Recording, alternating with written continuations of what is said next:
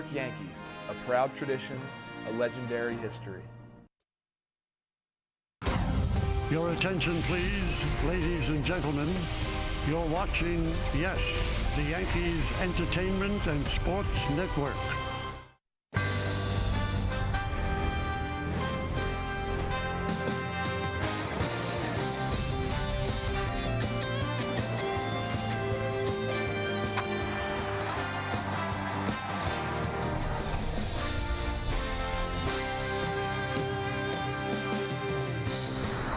It is a gorgeous autumnal-type day here in Canada, perfect for baseball as the Yes Network presents New York Yankees baseball.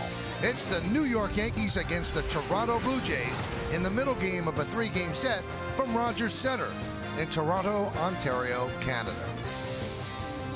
Hello, everybody, and welcome to Yankees baseball, along with John Flaherty.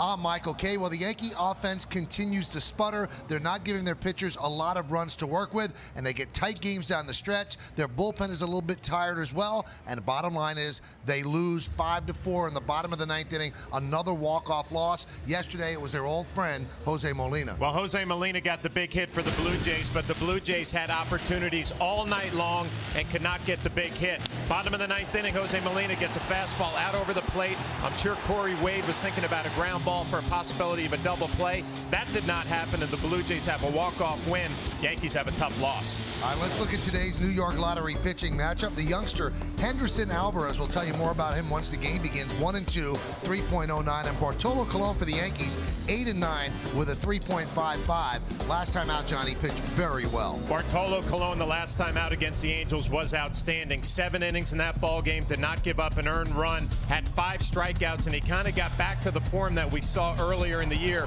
and that is good news for the New York Yankees. A good running fastball, can locate it down and away, has gone a string now of 7 starts without a decision. We'll see if that changes today. And you know what's key? It's a day game today, so check out the difference between day and night. It's like day and night.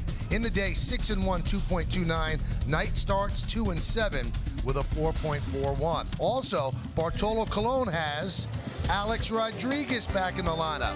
Yes, he's back. Knee problems, thumb problems, testing it out today. When we get back, lineups, first pitch, baseball, next on Yes.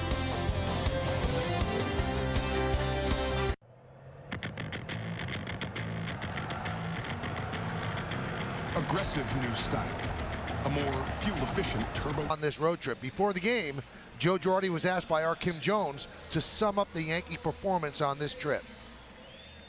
We've just been in a lot of close ball games.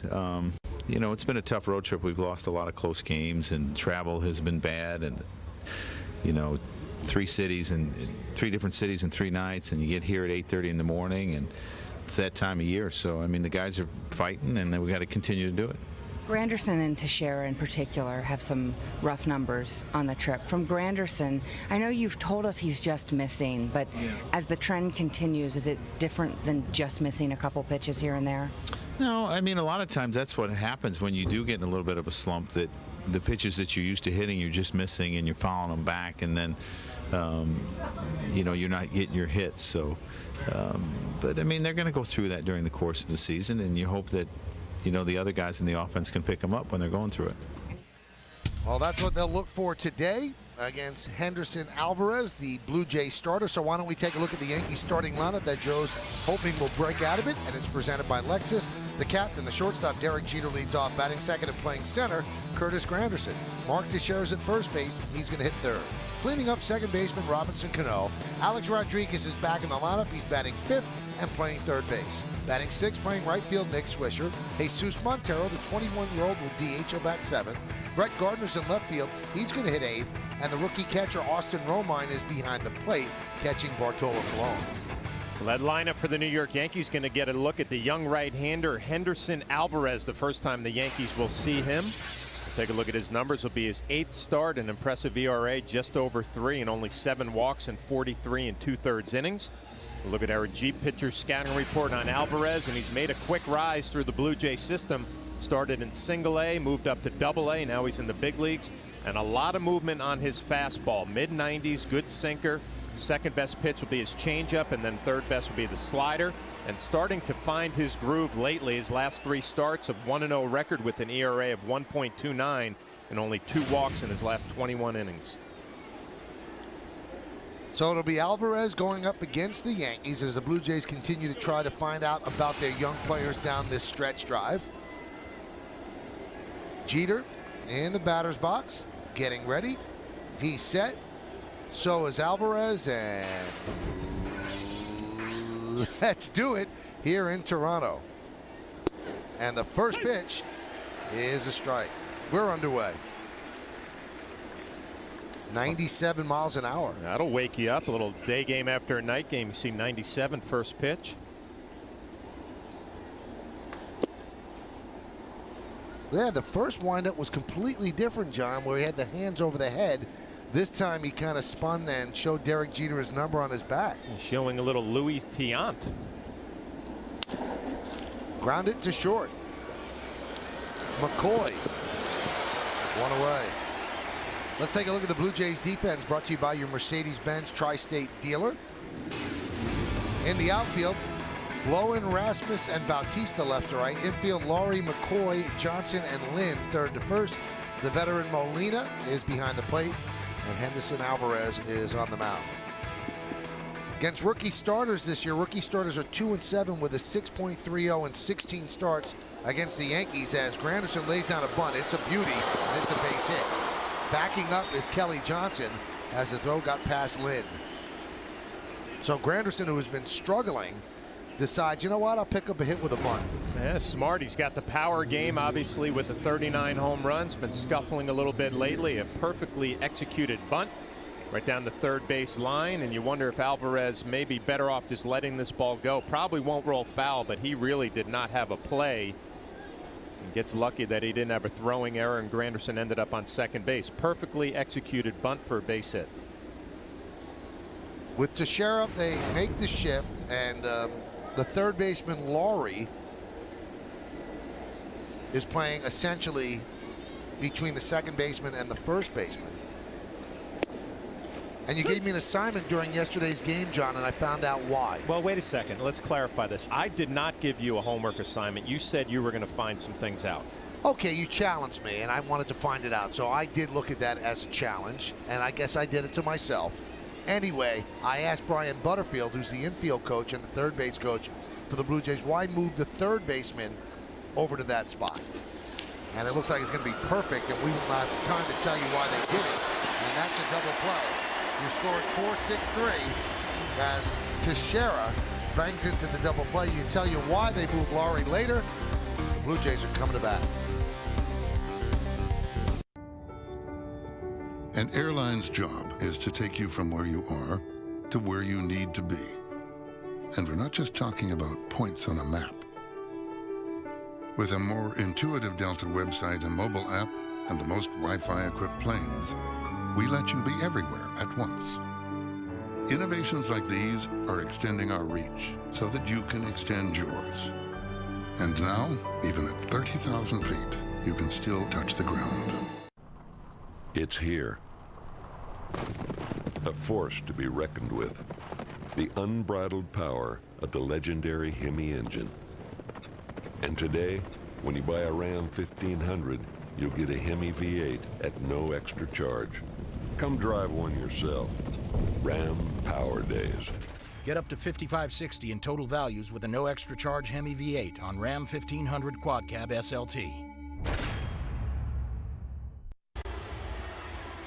Bartolo Colon gets the start for the Yankees. Let's take a look at today's Blue Jays starting lineup that's going to face him. It's presented by HD. Mike McCoy, the shortstop, leads off, batting second and playing second. Kelly Johnson hitting third, the right fielder Jose Bautista. Adam Lind at first base will clean up. Batting fifth and DHing David Cooper. Colby Rasmus at center field will bat sixth. Batting seventh and playing third base, Brett Laurie. Adam Lowen, the left fielder, will hit eighth. Batting ninth and catching, Jose Molina. Well, that lineup for the Blue Jays going to go to work against Bartolo Colon, and we'll take a look at his numbers on the season.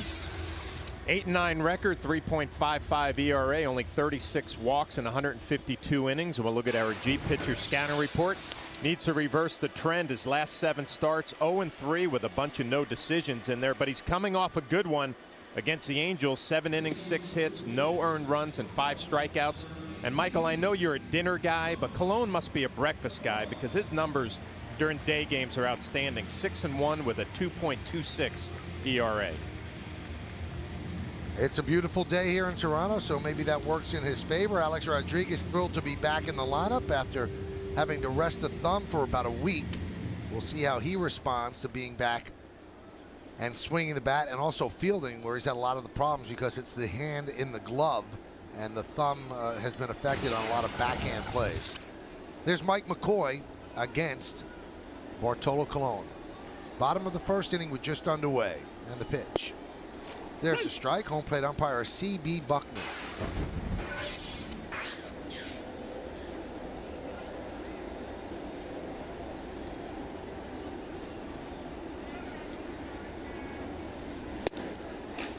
Another strike. They're giving him that pitch just off the outside corner, and if they do, then Colon's going to have a very good day. And Austin Romine, young catcher, getting the start today. Day game after a night game. Russell Martin gets the afternoon off. The 0-2 just missed. So it's a good matchup for a young catcher who doesn't have a lot of experience with Bartolo Colon. He's going to be right around where you want the glove to be. Good movement. Pretty easy game to call. A lot of sinkers, mix in some changeups and sliders.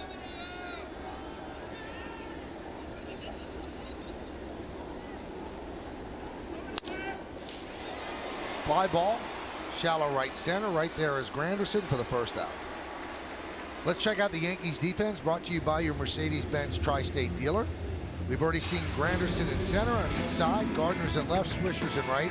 In the infield, A-Rod, Jeter, Cano, and Teixeira, third and first. The kid, Austin Romine, behind the plate, and Colon is on the mound.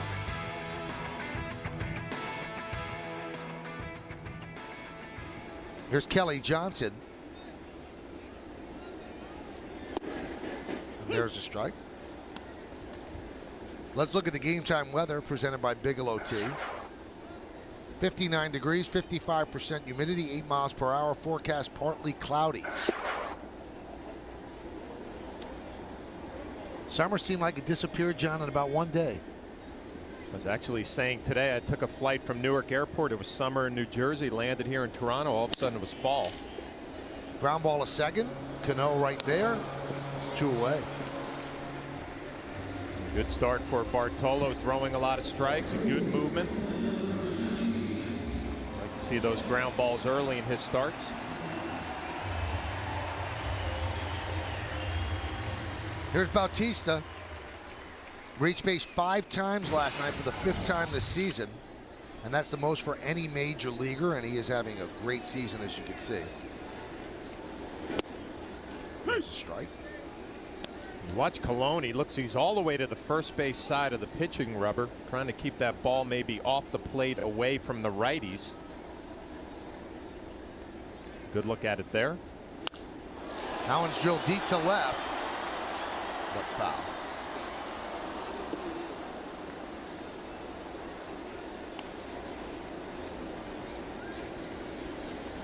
As you can see, only Olerud and Delgado have had higher on-base percentages in a season for Toronto.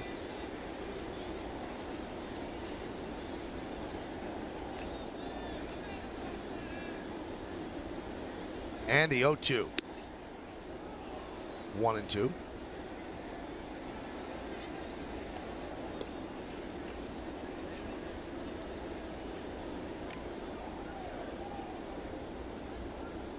IOTV offers incredible HD picture and sound. Get the best in HD free.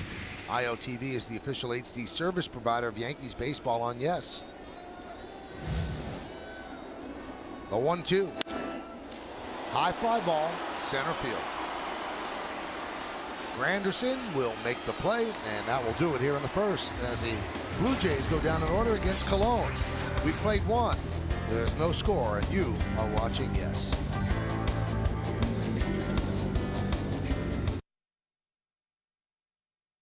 When I was was a young pup, I learned how to sniff out the pick of the pre-owned Lexus litter and how to be a woman or man's best friend when it came to finding the lowest prices. Now that I'm older, I look back on my pedigree and feel pride in the thousands of people who've lapped up the savings I've pointed them to. Like a dog with a bone, I won't stop until you find the model, year, and color you'll love or exchange it within 48 hours with our worry-free exchange policy. Don't get me wrong, working like a dog to hunt down the perfect pre-owned Lexus for you wasn't all hard work. It's a Nissan Nirvana. Pre-owned Nissan.tv, your direct line to the largest selection of pre-owned Nissans New York has to offer.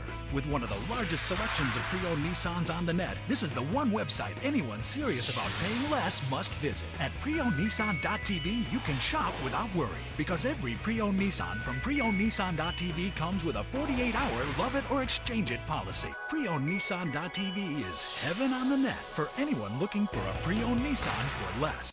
Whether you buy a pre-owned or used car, it's new to you. At pre-ownedacura.tv, you'll get new car treatment at pre-owned prices that don't make you feel used. Low prices without giving up selection or service. Choose from New York's largest inventory of pre-owned Acuras in showroom fresh condition and guaranteed to satisfy you with our 48-hour worry-free exchange policy. So if you're in the market for a pre-owned Acura that's indistinguishable from new, experience the new car way to buy a pre-owned vehicle that won't make you feel used at pre-ownedacura.tv. Well, it's time for the Toyota Text Ball, and today's question is, other than Jesus Montero, which 21-year-old hitter do you think has the brightest future? Now, you can text your votes to 58772, and of course, standard text messaging rates apply. Here are your choices. Starlin Castro, Eric Hosmer, Brett Lawrie, or Mike Stanton. Castro of the Cubs, Hosmer of the Royals, Lawrie of the Blue Jays, Stanton of the Marlins. And there's Brett Lawrie. So Castro might be on pace for 200 hits this year. We saw him in Wrigley Field, and you can see he's got energy. He's a good player. Here's Robinson Cano. Cano, a 5-game hitting streak. 12 hits and 34 at-bats on this road trip. He's one of the Yankees that continues to hit. Both Granderson and Teixeira have disappeared on this road trip, and that's affected the Yankee offense. Another bunt. And Cano is out. I'm not sure I want my cleanup hitter bunting there. You can understand it with Curtis Granderson going through a little tough stretch, but Robinson's been swinging the bat well. I'm sure he wanted to place it down the third base line a little bit better. And early on, we see Alvarez, a pretty good athlete, getting off the mound, and the off-balance flip throw down from the side. Michael, you a little surprised that Alex Rodriguez not batting cleanup? I was a little surprised. Yeah. A little surprised. Pitch to Alex is a strike.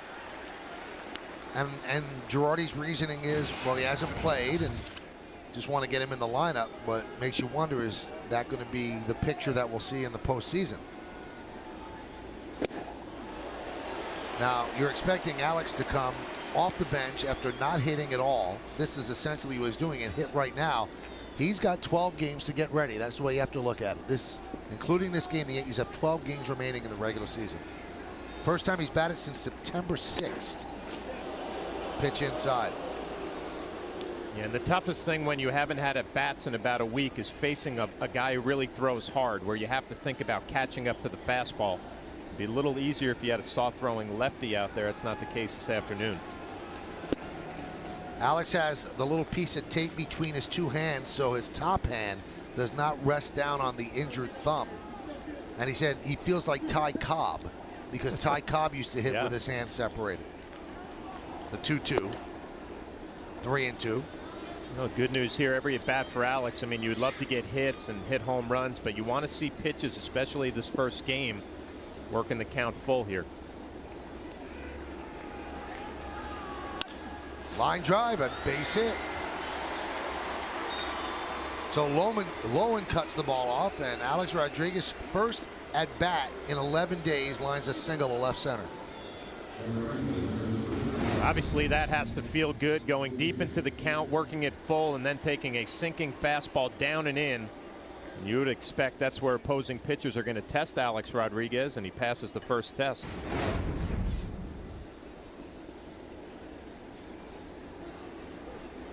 Here's Nick Swisher. Swisher had a couple of big hits for the Yankees yesterday. An RBI double and an RBI single that tied the game at 4. There's a strike. Well, Michael, now that I look at the lineup with Alex Rodriguez hitting 5th, you go right, left, switch, left, right, all the way down the lineup. Tough for an opposing manager to match up with the bullpen. Alex has not hit 5th since 2006. Hot shot to second. That should be 2. There's 1, and there's 2. So Swisher hit the ball hard, right on the screws, but right at Johnson. And the second double play for the Yankees in 2 innings. And we'll go to the bottom of the second. The New York Yankees are great moments. Swung on and line to left field. Down the line, it is gone. It's a walk-off by Mark Teixeira. Fans, come out to Yankee Stadium on Sunday, September 25th for an exclusive Yankee Stadium giveaway as the Yankees recognize Childhood Cancer Awareness Month. The first 10,000 guests 14 and younger will receive a limited edition Yankee Stadium exclusive tie beanie buddy named Hope, courtesy of DKNY.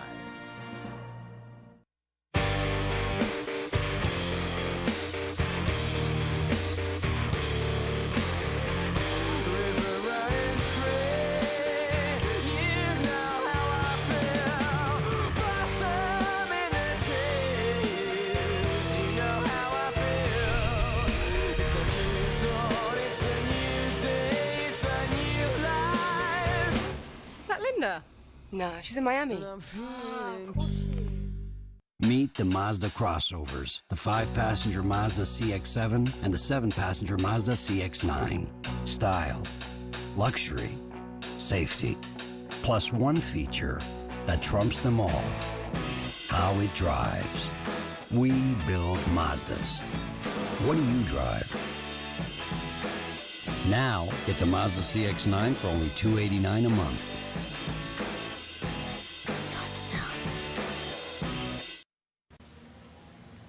Well, let's look at the upcoming schedule brought to you by SL Express. Enjoy the journey.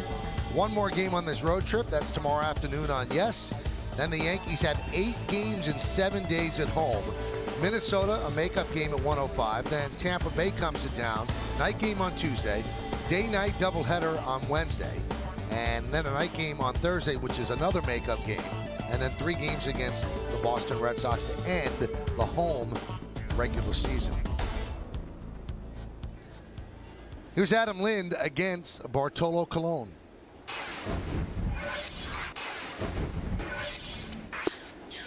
There's a strike. You look at Colon's numbers, and he's 8-9.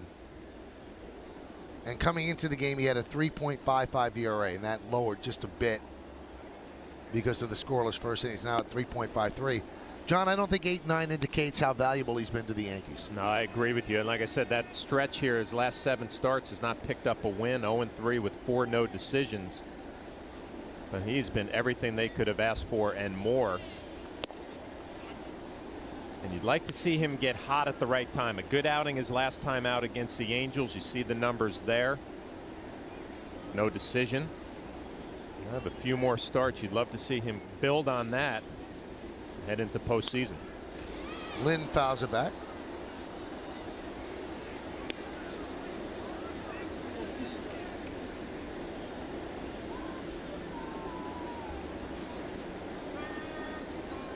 Yankees yesterday, they lost in walk-off fashion. They have now suffered a walk-off loss to each opponent on this road trip. That's at Baltimore, Anaheim, Seattle, and Toronto. There's a base hit to right center field. Swisher cuts the ball off, gets the ball in. Adam Lind with a leadoff single here in the second. And as for the walk-offs, it's the first time the Yankees have lost games in walk-off fashion in each of 4 straight series since 1962. They did that during a 17-game road trip through Minnesota, Kansas City with the A's, Los Angeles Angels, and Baltimore.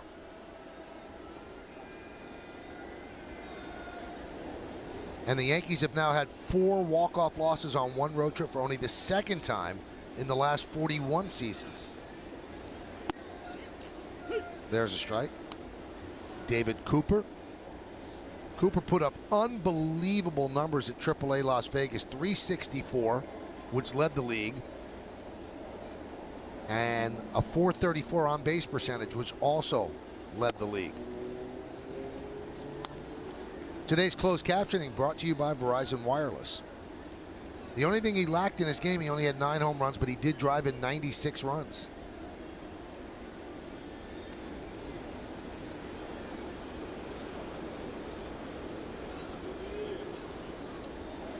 Pitch outside. Well, the first thing I was going to do when you were talking about those numbers, Michael, is dismiss them, because the PCL, the Pacific Coast League, traditionally been an inflated numbers league with the home runs. You'd see your guys hitting 38, 42 home runs. But the batting average, the on-base percentage, pretty legit. There's a base hit here in the big leagues. Adam Lind is going to go for third. The throw is cut off by Jeter. And Cooper with a single, and the Blue Jays with a rally. First and third, nobody out. Well, back-to-back base hits against Bartolo Colon, and the Blue Jays approach out over the plate, driving him right back up the middle. Adam Lind, aggressive base running here. Not known for his wheels, but he gets a pretty good jumper. He actually freezes a little bit. And Brian Butterfield, the third base coach, not waving him along. It's totally his decision on his own, and he makes it to third. So Cooper now 8 hits in his last 16 at bats. Here's Colby Rasmus, who's 0 for his last 19.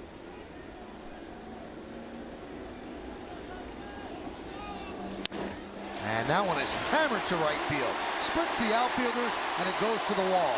Lind scores. Cooper chugging around third. They're going to hold him right there. It's an RBI double for Rasmus. Breaks an 0 for 19, and the Blue Jays lead 1-0. 3 left-handed hitters in a row, and they are jumping on the fastball from Bartolo Colon out over the plate. Rasmus drives it to the gap. You start thinking, if you're Austin Romine behind the plate, maybe changing things up a little bit, mixing the breaking ball, maybe a change-up here and there, just to give these hitters something else to think about, as they're all over the fastball here in the second inning.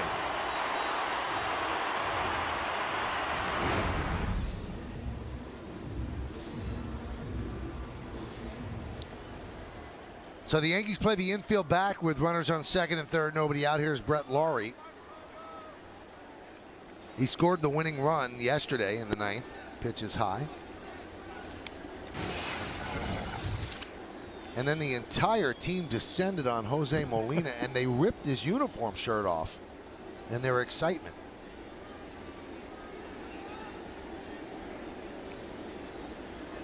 Pitch outside. You know, 2 teams obviously in different positions here in Toronto, coming in with a 76 and 74 record. I'm sure John Farrell's club wants to stay above 500. Strike.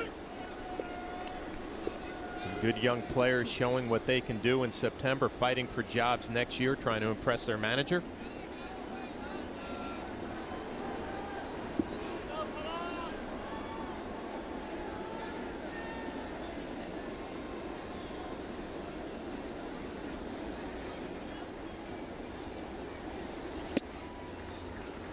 Count 3-1.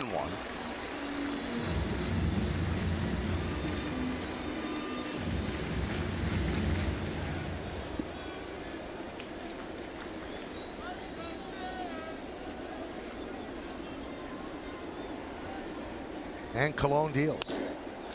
Grounded left side, backhanded by Jeter. The long throw got him as a run scores. Jeter used the artificial turf to get the ball over to Teixeira. They get Laurie, who picks up an RBI, and now it's 2-0 Toronto. Bartolo Colon gets a ground ball. Derek Jeter going to his right, planting on his back foot, throws low, 2 hops across the diamond. And it's a GE Capital partner play. Great partnerships are built on trust at GE Capital. We prove that every day. Nice job going to his right, planting on his back foot, maybe a little bit lower with the throw than he would have liked, but a luxury to have Mark Teixeira over there. Adam Lowen takes outside 1-0.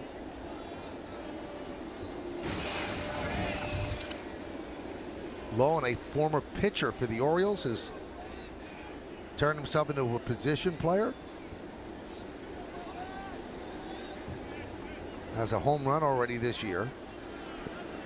And at AAA Vegas, he had 306 with 17 homers and 85 ribbies. Has a pitcher against the Yankees, 3-1, 2.79. Wasn't that great against the rest of Major League Baseball? That one's thrown into center field. But Rasmus will stay right there. Kind of confusing right there. You wonder if Bartolo Colon maybe thought he had a sign from Derek Jeter. They were going to have a timing play. Derek does not move. Rasmus stays at second base, and the Yankees catch a break. You know, Michael, I joke a lot about pitchers and how they're non-athletes, and you got to give it up for Lowen here. I mean, that has got to be a tough transition going from the mound back to the minor leagues to hit and make it all the way back to the big leagues. That's pretty impressive.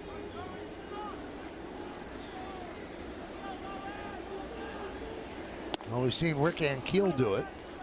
He kind of did it out of necessity, though. He just couldn't throw strikes anymore.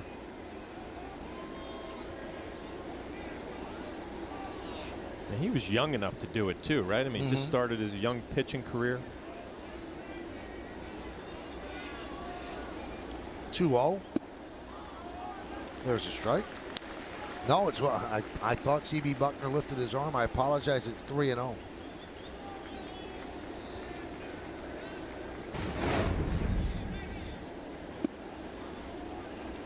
He just clapped his hands together. Deked you. Totally. C.B. Buckner deked you. Totally. The 3-0. There's a strike.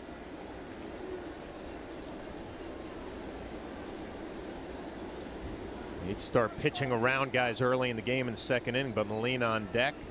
Double play candidate. You don't have to give in to Lowen right here with a runner at second. Lowen is the 17th Canadian to play in the big leagues in Toronto history. There's a borderline strike down. Bartolo Colon gets a call from C.B. Buckner. Lowen gets the Canadian flag, and he's earned it. 3-2.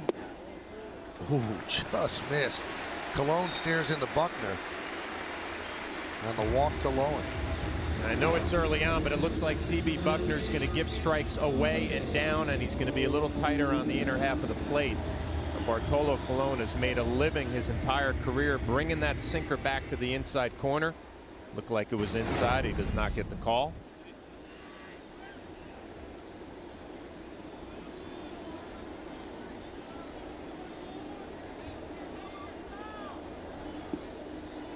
Here's Jose Molina. 2-0 Blue Jays, bottom of the second. There's a strike.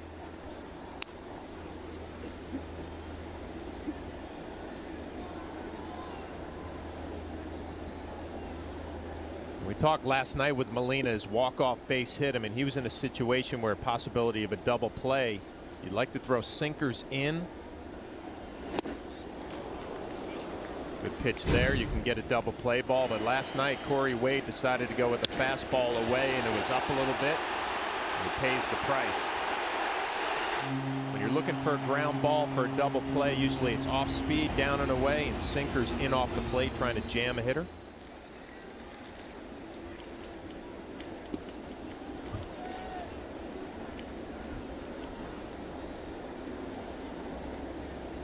The 0-2.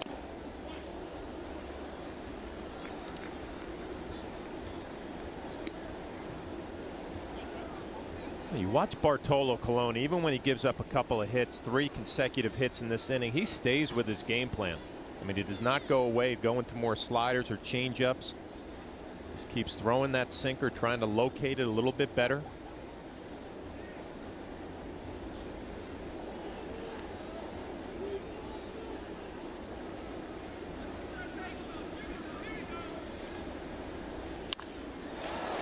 Hammered to left field. Giving chases Gardner. He can't get there. And it bounces over the wall. So it's a double. Rasmus scores. Lowen stops at third. And RBI for Molina. And it's 3-0 Toronto. Well, the Yankees have seen enough of Molina already. It's only been 2 at-bats in this series, but 2 big hits. And this looks like the slider. It spins down middle, actually middle in, and Molina does not hit it great. It's a little half, swing, but perfectly placed down the left field line. Out of the reach of Brett Gardner over the wall. Blue Jays set up for a big inning. Now the Yankees have to bring the infield in with runners on second and third.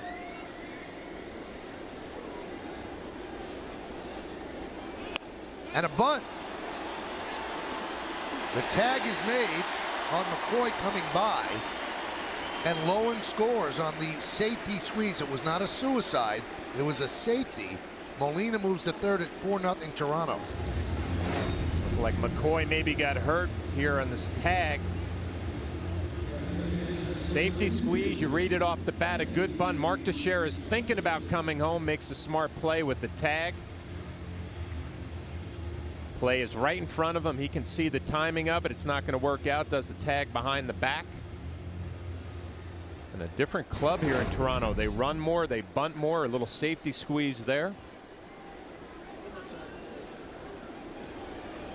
So McCoy gets a sacrifice and an RBI. And that'll bring up Kelly Johnson. Infield's back with the 2 outs. John, do you like that play? You're up 3-0, and the pitcher's kind of on the ropes. Is that the time for safety squeeze? Well, you know what? John Farrell knows his club better than we do. And McCoy, kind of a light-hitting middle infielder. Maybe you take your chance on giving him an opportunity just to drop down a bunt, an RBI. Count 1-1. Also, maybe tells us a little bit about how John Farrell feels about his young pitcher, Mr. Alvarez, who's been on a pretty good run lately, his last 3 starts, and looks like he has pretty good stuff this afternoon. The 1-1.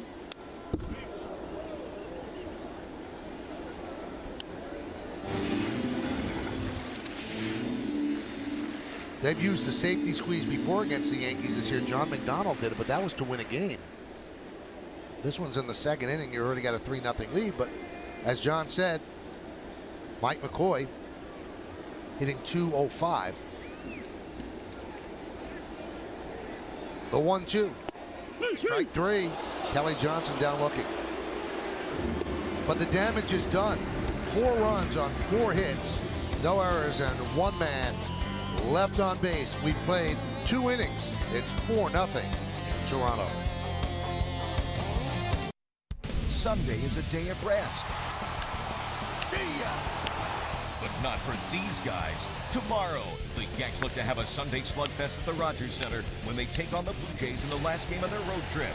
Yankees, Blue Jays. Complete coverage starts tomorrow at 12:30 with the Tri-State Ford pregame only on Yes. Hey, Frankie, I'm gonna do the rounds. Okay. Are you all ready? Are you ready? Get set. Are you ready? Get set. Are you ready? Leave your book and leave the mirror, 'cause you're already stunning. The sky above was never clearer. No, no, no, no. Are you all ready? Are you ready? Get set. Are you ready? Get set. Are you ready? Ready to win? Then play scratch-off games from the New York Lottery. Hyundai drivers hear it all. Be okay if I borrow your 40-mile-per-gallon accent? So, got plans for your 40-mile-per-gallon Elantra tomorrow? How about we take your Sonata? It's a top safety pick. Hey, get your own Hyundai. You'll also get the Hyundai Assurance Trade-In Value Guarantee and America's Best Warranty. And now you can get your own 2012 Sonata with a 1.9% APR or a $199 a month lease. Get to your local Hyundai dealer and get your own Hyundai while the getting's good.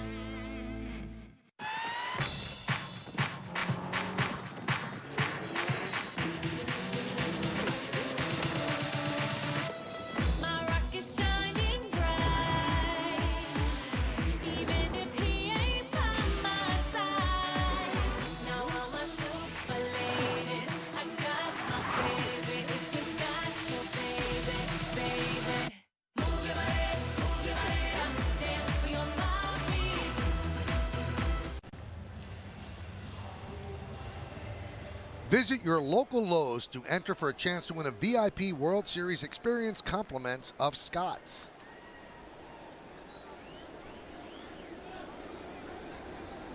We go to the third inning. Those three ladies were here last night. Same hats as well. Jesus Montero leads off, and he fouls it away. These two know each other. They were on the same Winter League team. But Montero did not catch Alvarez on that team. Montero, the DH today. You see what he's done so far. The 0-1. Well, the good news is Montero knows Alvarez and what kind of stuff he has. The bad news, Alvarez probably has seen plenty of at-bats, knows where the weaknesses are.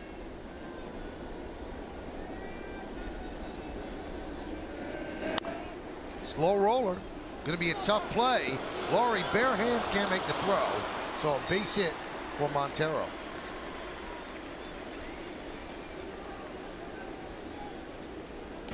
Like a pretty good slider from Alvarez here. Montero reaching off the end of the bat. Laurie comes in, tries to go with a bare hand, can't come up with a clean, and on Yesmo you see it's a do or die play. Can't get the grip.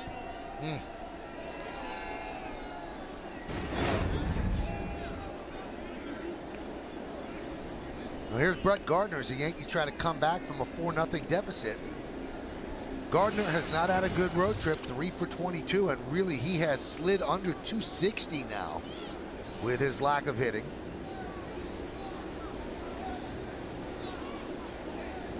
And this has been for about a 2-month stretch. There's a strike, still leads the American League in stolen bases with 45, but not getting on base as much. It just surprises you too, Michael, because when you see guys, you see the numbers in September, not pretty. Brett Gardner 189. I mean, with his speed, you would think he would never go through stretches like this. Just put the ball in play and run. A lot of fly balls, and when you're struggling, as always, you're behind in the count right away, 0-2.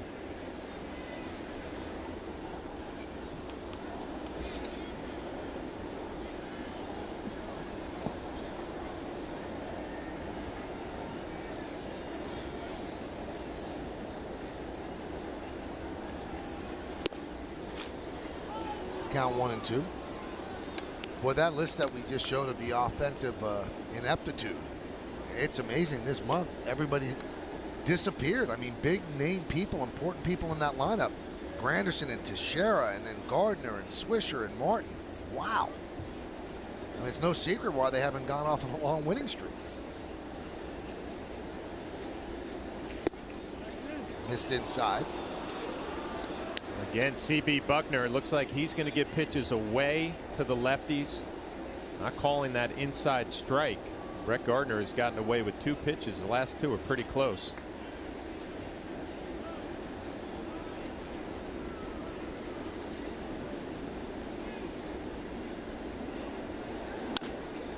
Chop toward Laurie. They get 1. That's all they'll get.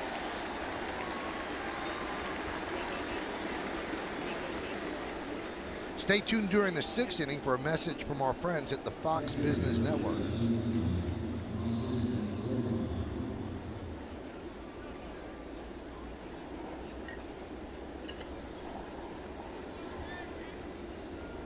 That's going to bring up Austin Romine.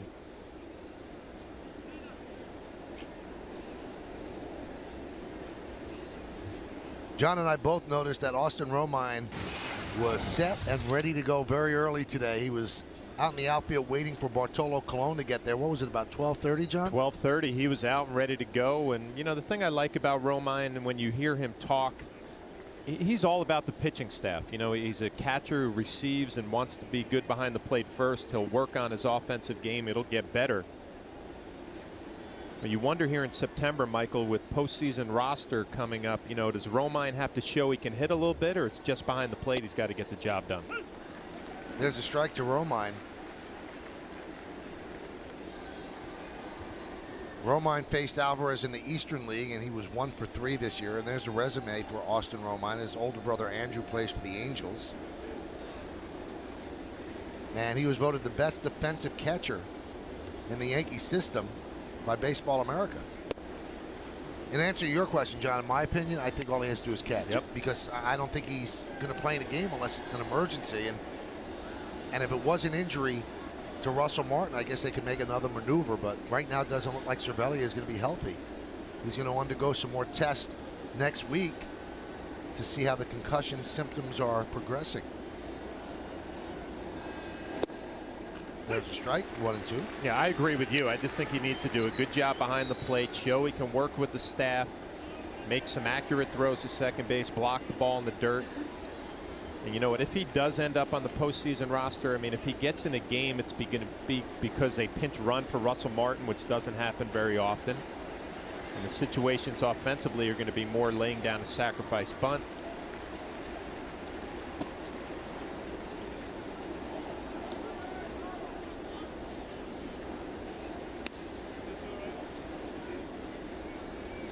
Girardi and Pena both already impressed by what he does behind the plate. They feel that he can handle himself at a big league level behind the plate at this point.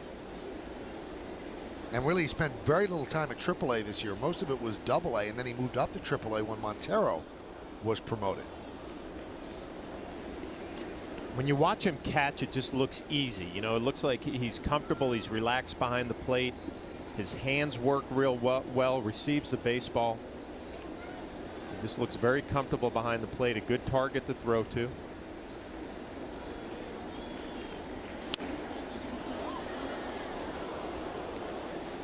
Talked to a couple of people in baseball that know him and they've seen him in the minor leagues, and they legitimately believe that he can hit 280 on a consistent basis in the big leagues. And with his glove and the way he calls a game, well, he can have a nice long career at 280 and being a great defensive catcher.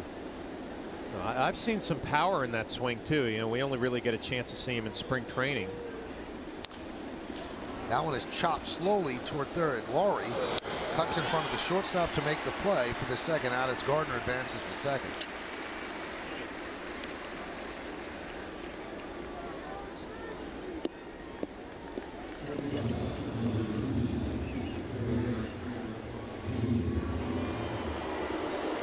Nice situation to have here in Toronto when you got Jose Molina, the veteran catcher, working with a young pitcher like Alvarez.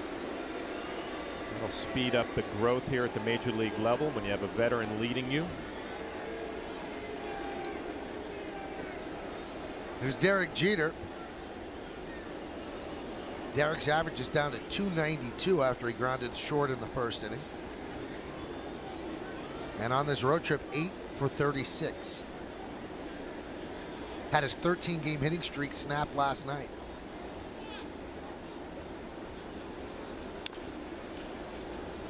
I asked Joe Girardi after the game yesterday, is it important for Jeter to hit 300, or is it more important to get him rest before the postseason? He said, well, we'd like him to hit 300. He said, because that's a status thing and it shows you what a good second half he's had. He said, but we've got to get him ready for the postseason. So I'd say 300 is in second place to getting him ready for the postseason.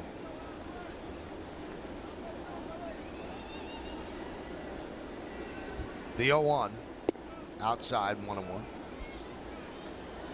it's a tough time of the year for a manager, huh? I mean, you're trying to get some players rested.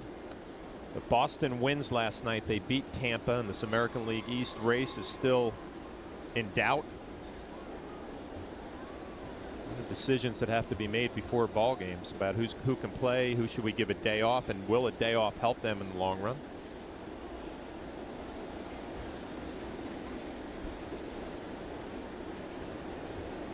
A 1-1.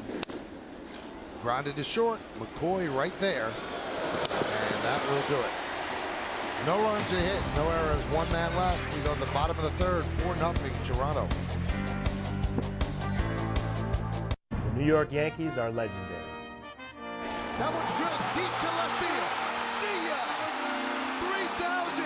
History with an exclamation point! Yankee fans, 2012 season tickets are on sale now. Purchase the best available seats for the 2012 regular season and secure the opportunity to purchase the same seats for the 2011 postseason. Come join us for the chase for 28. For more information, visit Yankees.com or call 212-YANKEES. You are now a Toyota owner, Mr. Sanchez. Thank you. Wait a second. That's you. It is. Aren't you worried about the cover jinx? Nah, I don't believe in all that stuff. It's weird. Oh, man. Ugh.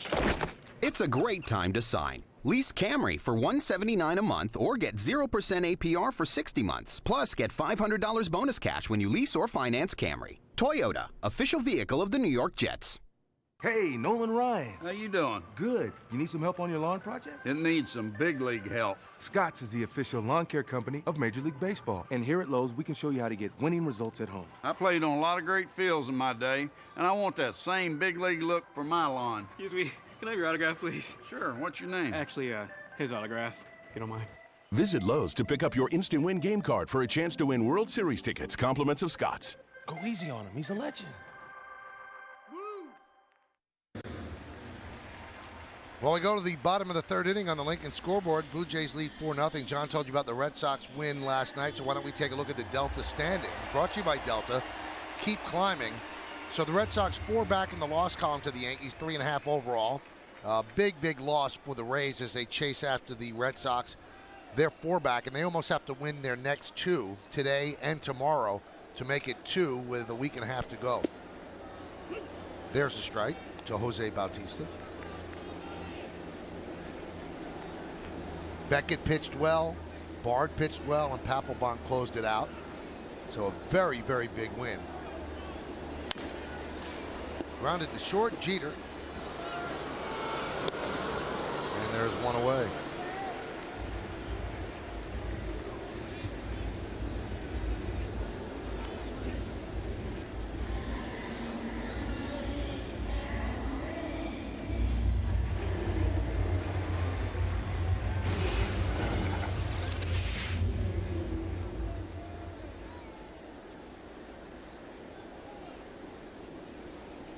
Adam Lynn 1 for 1 at 3 hits last night. A big game. Comes out his first at bat, a base hit, swinging a hot bat lately. And a strike. 4-run outburst for the Blue Jays in the second inning, and that's the lead right there, 4-0.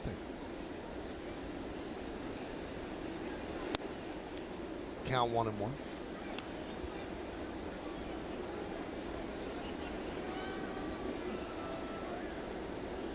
Colon at 45 pitches, 29 strikes.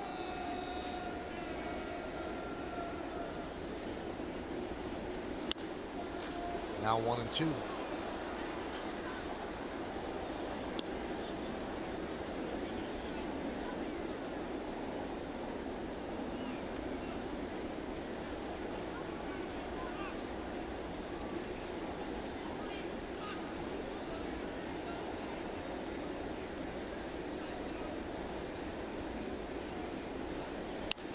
Popped up. Alex Rodriguez for the second out. I've never seen a great player so uncomfortable doing something that seems to be an easy thing to do. And Alex is standing there. There's nobody within 30 feet of him, and he's waving his arms, calling off that he's got it. He just doesn't feel comfortable catching pop-ups. You know, I can relate, Michael. I had a tough time with pop-ups, and when we would come to Toronto, I would pray that the roof would be closed, because it always seemed to be a bright place to play, a high sky. Never really tracked the pop-ups well. Alex waving off players that aren't even around.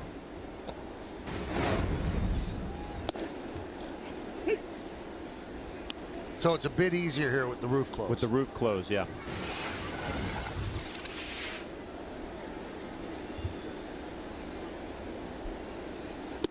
Strike 3. David Cooper down looking, so a nice bounce back inning for Bartolo Colon as he retires the Blue Jays in order. Let's go to the fourth. It's 4-0 Toronto. When you smoke around kids, you expose them to thousands of chemicals that trigger severe health problems, like painful ear infections, crippling asthma, deadly pneumonia. Cigarettes are eating you and your kids alive. Quit smoking today. Vanessa insisted on high ceilings in a full-service building brimming with amenities. Stephen needed a skyline view from inside the park, a quick commute, and a fine aged cognac. No compromising was necessary. Life, surrounded by 85 acres of park. One Brooklyn Bridge Park, one of a kind.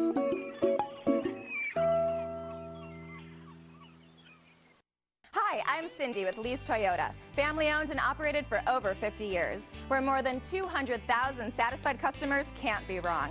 Lease is known as the hallmark of honesty, integrity, quality, and service in the automotive trade. We have a huge inventory of new Toyotas with 0% financing available. There's no waiting. Walk in, drive it home, you own it. Also, we welcome lease returns of any make or model and offer top dollar for your trade. See what a great deal really is at Lease Toyota.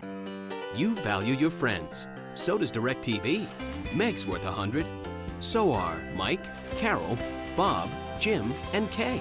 For every friend you refer to DirecTV, you get $100 in bill credits, and they get $100 in bill credits on top of our best offer. Just give your account number to your friends and have them call 1-877-4-100 each. They must have your account number when they order. Refer up to 10 people and get $1,000 in bill credits. Then celebrate and watch the Benjamins stack up. We go to the fourth, and it's time for the New York State Smokers Quit Line Quiz. Which three managers have led the Blue Jays to 90-plus wins in a season? We'll tell you in the bottom of the inning. Here's Curtis Granderson. He bunted for a hit in the first inning, quickly erased on a double play off the bat of Mark Teixeira. 4-4-0 and 0-3-0 for the Yanks. Count 2-0.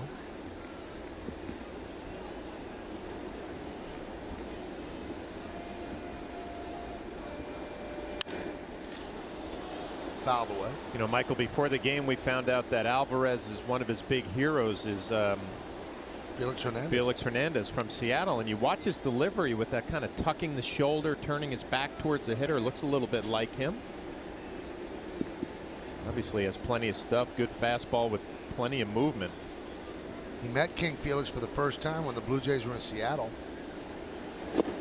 And King Felix gave him some tips on how to hold his slider. Get a look at the delivery, kind of tucks his shoulder, shows his back to the hitter. Hammered foul. Well, that would be the one pitch that he needs improvement is the slider. They say his fastball with the movement, his changeup combination is outstanding, and the slider is third best pitch.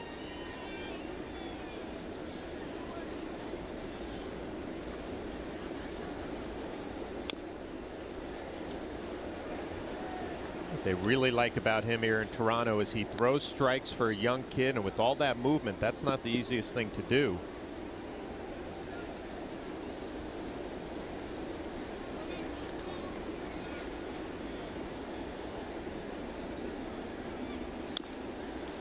Fouled that off twice. Good changeup on a 3-2 count right there with a 4-0 lead. That tells you all you need to know about this kid and his confidence in the changeup. You look at the resume. Major League debut August 10th.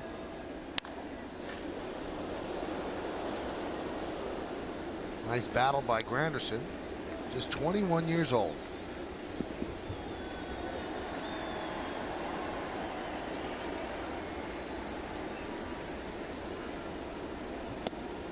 Missed outside, so Granderson works a walk. Well, we were telling you before the way the Jays shift, and what they do is they put Laurie, the third baseman, here, so he'll move from here to here, and they keep the shortstop McCoy at shortstop. Now McCoy has also played the right side of the infield, so you wonder why Laurie and not McCoy. And Butterfield said Laurie's the best athlete. He said, I like him as a roamer out there. He said he can get some balls in the outfield as well. He said, what I don't want from Laurie, since he's a third baseman now, I don't want him playing here and having to turn the double play. He said, I don't want him anywhere near second base where he can get upended or turn the double play the wrong way. He said, and since he's the best athlete, he can make that throw very well to second base. So that's how they make that decision. So my research and my answer did not come into play at all, that he had played second base in the minor leagues with the Brewers. He said that helps because he's familiar with that, as Teixeira goes the other way and hits it to center field for a base hit. Cut off in the gap by Rasmus. as Teixeira has a double and Granderson stops at third.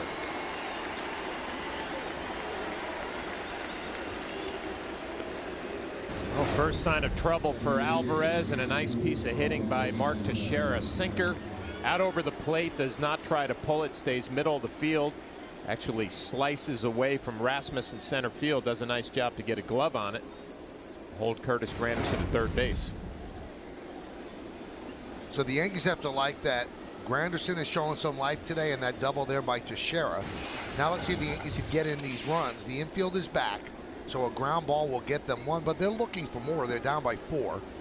Cano tried to bunt his first time up, bunted right back to Alvarez.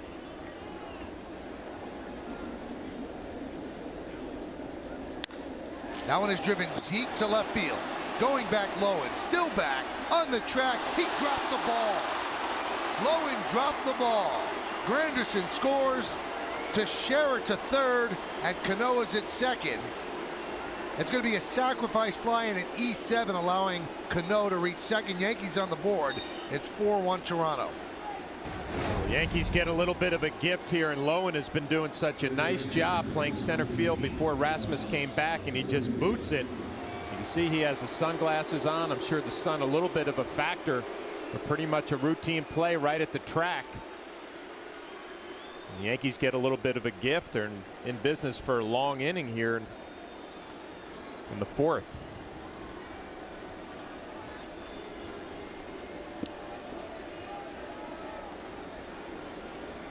Infield remains back for A-Rod, who singled his first time up.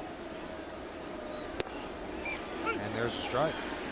So the first jam for the 21-year-old. Let's see how he responds. And also he has to pick up his teammate, who just booted the ball. A clear sky looking right up into the sea of light blue.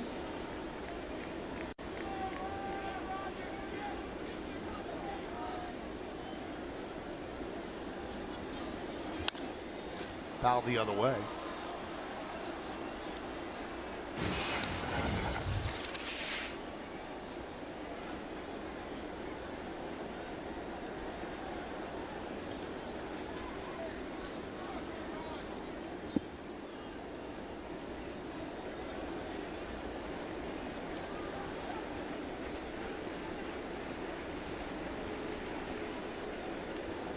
Molina wants to go out and talk with Alvarez.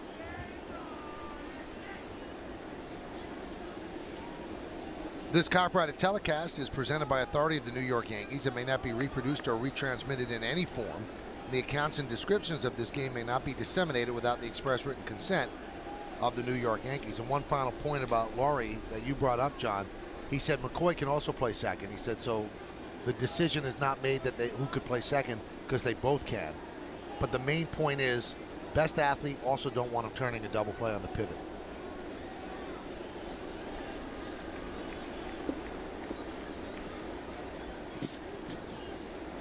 0-2 count on A-Rod.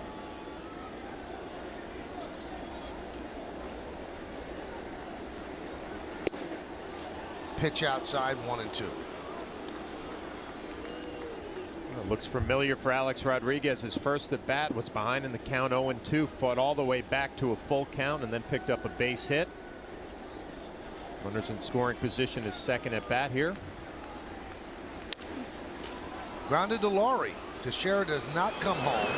The throw to first, one away. Well, Mark has his hands on his hips. Anything up the middle, he would have scored easily. The infield playing back, a ground ball to third, not the easiest one to read. It'll be a two-seamer in. Beats Alex just a little bit. Laurie playing deep. Easy play across the diamond.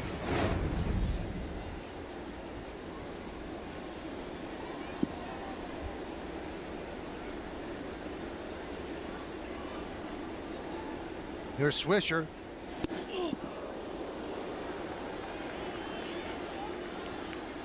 Swisher has to jump rope to get out of the way. Again, the infield's back. Another ground ball makes it 4-2, but A-Rod hit one and it didn't get it done.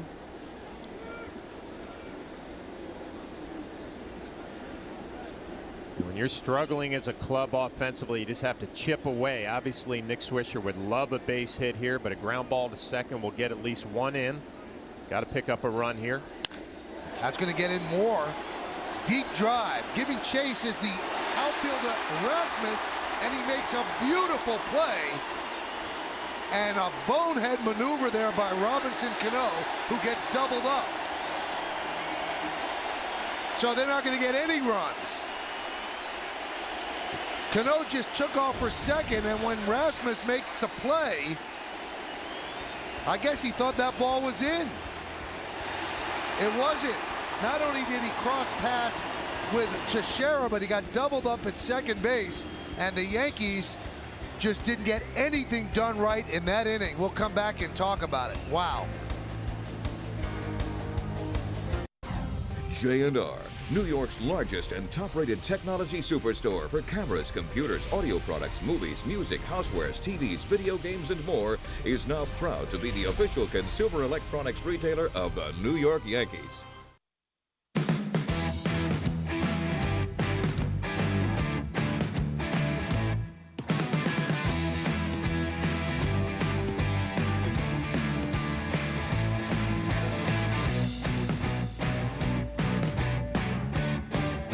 Introducing the 2012 Kia Sorento, with up to 32 miles per gallon and more features than ever before.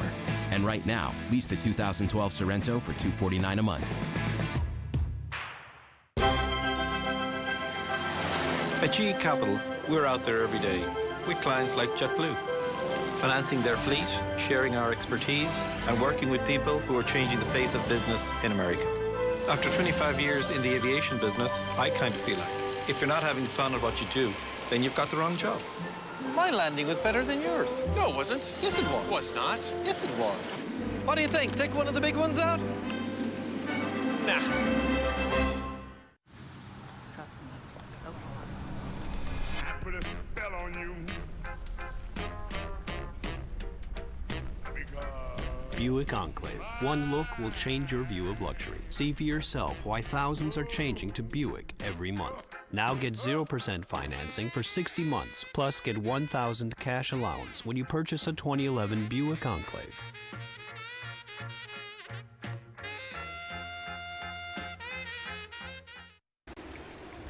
Well, bad base running by Robinson Cano.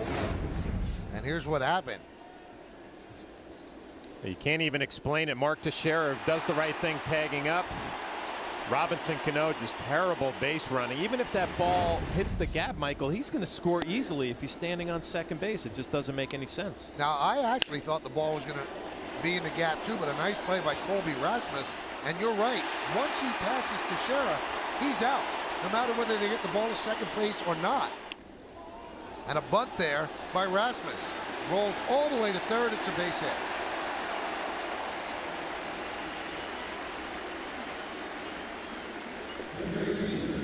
That's a pretty nice catch by Colby Rasmus. Nick Swisher really hit the ball a ton. And off the bat, it looked like it was a gapper all the way. Rasmus covered a lot of ground. You have to give him credit for making a nice catch. And then he comes back, leads off the inning, and just a perfect bunt down the line. Alex Rodriguez lets it travel, but it's going to stay fair. Let me throw this at you, John. Do you believe that Cano forgot how many outs there were? Or did he just think the ball was in the gap? I just think he thought the ball was in the gap. Because he did forget how many outs there were, I believe, in Seattle, where he made a base running mistake. The Yankees didn't cash in as much as they should have cashed in that inning. That was not great. No, they were all set up for a big inning. Lowen drops a fly ball. Runner goes. That one is scalded into center field. It's a base hit in front of Granderson. So Laurie picks up a single. Well, the Blue Jays bunting. They steal bases now. They're playing a little hit and run right here.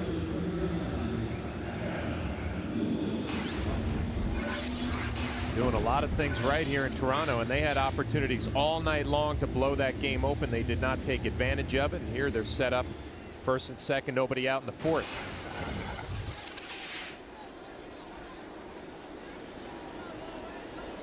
So here's Adam Lowen. He has one home run. He actually hit it against his former team, the Baltimore Orioles.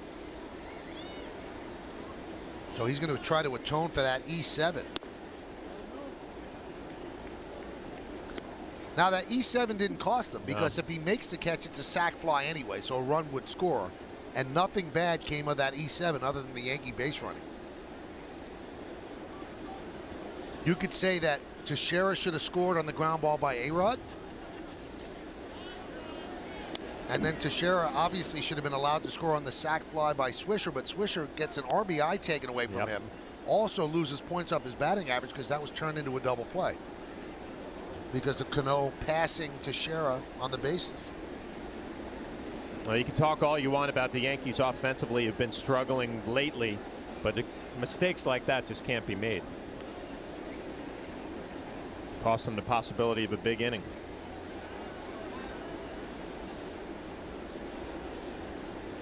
And that's the kind of baseball that really angers a manager.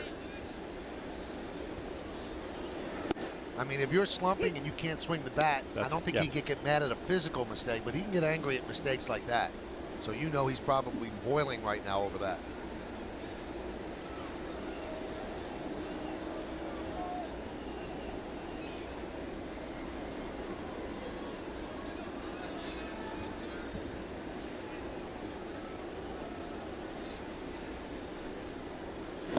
Strike three, low and down looking. Great pitch by Bartolo Colon, and you watch CB Buckner in this strikeout call. You wonder, Michael, is that his signature move right there? You think he works on that? I think he might. Emphatically punches out Lowen.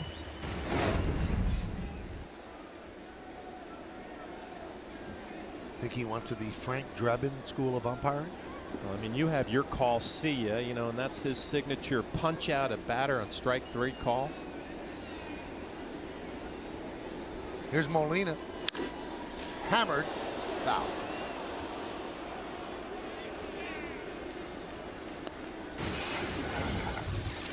Molina having a very nice year offensively, has always been known as a great defensive catcher. That batting average just under 300.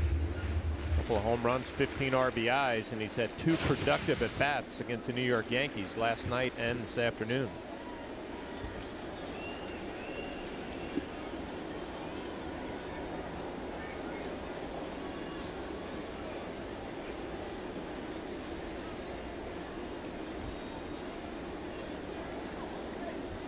He's had such a good season offensively, John, that on August 4th, he had a triple. It was his first triple since 2004. Wow. And only the 3rd of his career.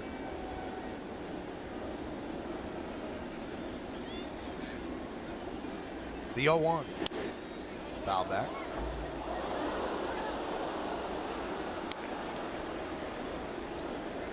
You get the feeling that Molina could play as long as he wanted to. I mean, if he doesn't price himself too high, I mean, such a valuable guy for young pitchers. Likeable guy, too, does a nice job, accepts his role. Accurate thrower, gets rid of it quick. Later in his career, the offense is coming around.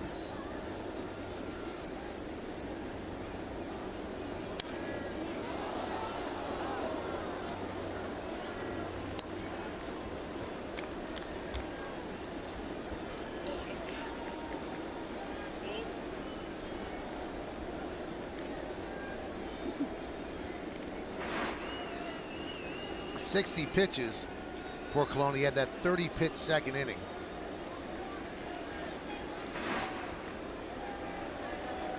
And the 0-2. Fly ball left field. Gardner is there, and he'll make the play for the second out. Why don't we take a look at the answer to the New York State Smokers Quit Line quiz. The question: which 3 managers have led the Blue Jays to 90 or more wins in a season? Obviously, Cito Gaston's one of them. Let's see the other 2. Bobby Cox and Jimmy Williams.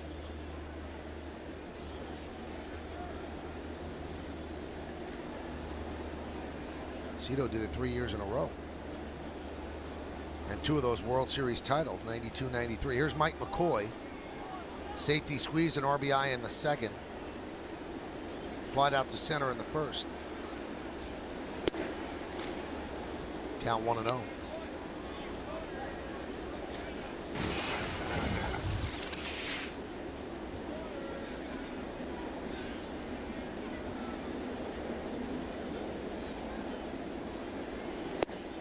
And a strike. It'll be a nice job here by Bartolo Colon, kind of changing the momentum in this ball game. A base running mistake by Robinson Cano, then 2 quick base runners here in the 4th inning. Bartolo able to settle down, get 2 outs in a row, trying to finish off the 4th.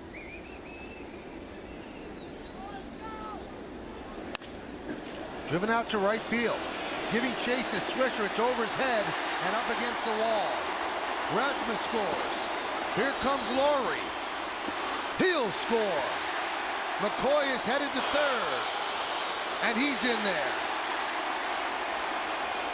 Toronto leads 6-1.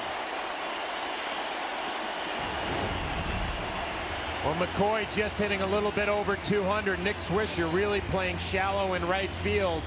And McCoy drives one right off the warning track, off the wall. Kind of the flip throw in from Nick Swisher. The strong throw from Robinson Cano, just a little bit late. Gets away from Romine and delivers the throw to third base, but McCoy will end up safe at third. Big 2-out hit. They're going to give Romine an error, allowing McCoy to go to third as he dropped the throw from Cano. It's a tough error, isn't it? I mean, it wasn't like he dropped it. The ball was in the air. A short hop. Get a good look at it here. Laurie coming in. Short hop. Gets away from him a little bit. Tough error. Go 1-0. 1-1.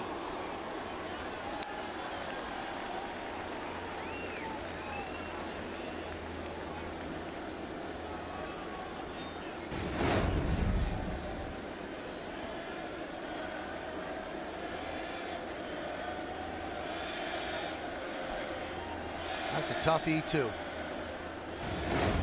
Welcome to the big leagues. Popped up. Alex Rodriguez just makes the play for the final out of the 4th. 2 runs, 3 hits, 1 error, 1 man left. 6-1 Blue Jays.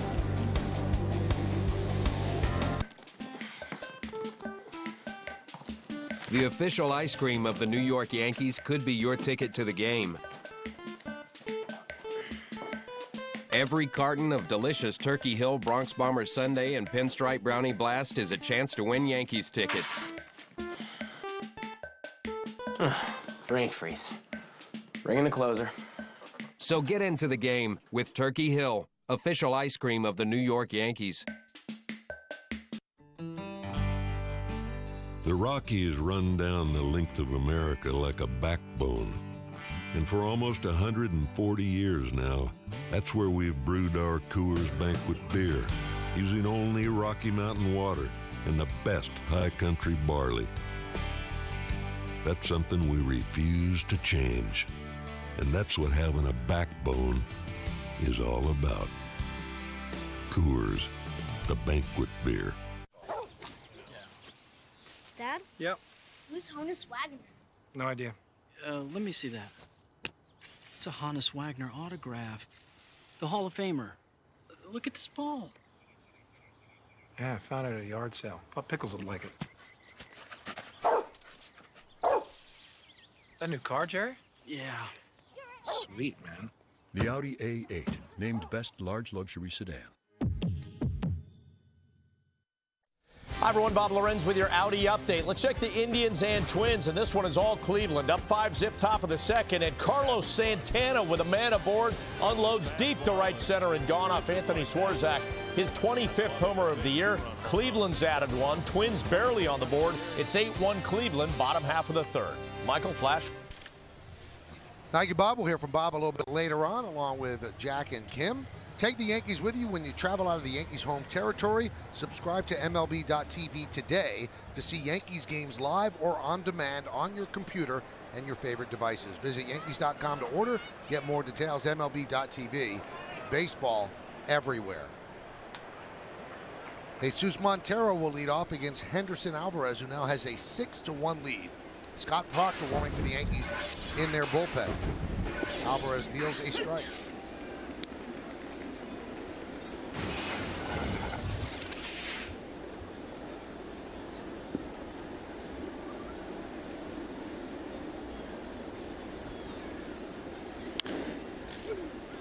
grounded outside of third. Montero an infield single his first time up. And there's Proctor.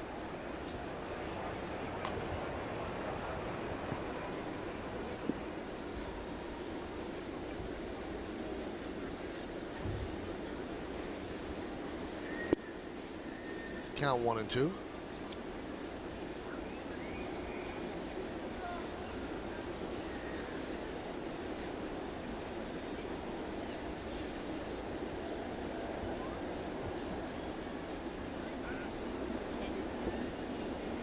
It'll be Montero, Gardner, and Romine here in the 5th inning. Yankees trailing 6-1, middle game of this 3-game set.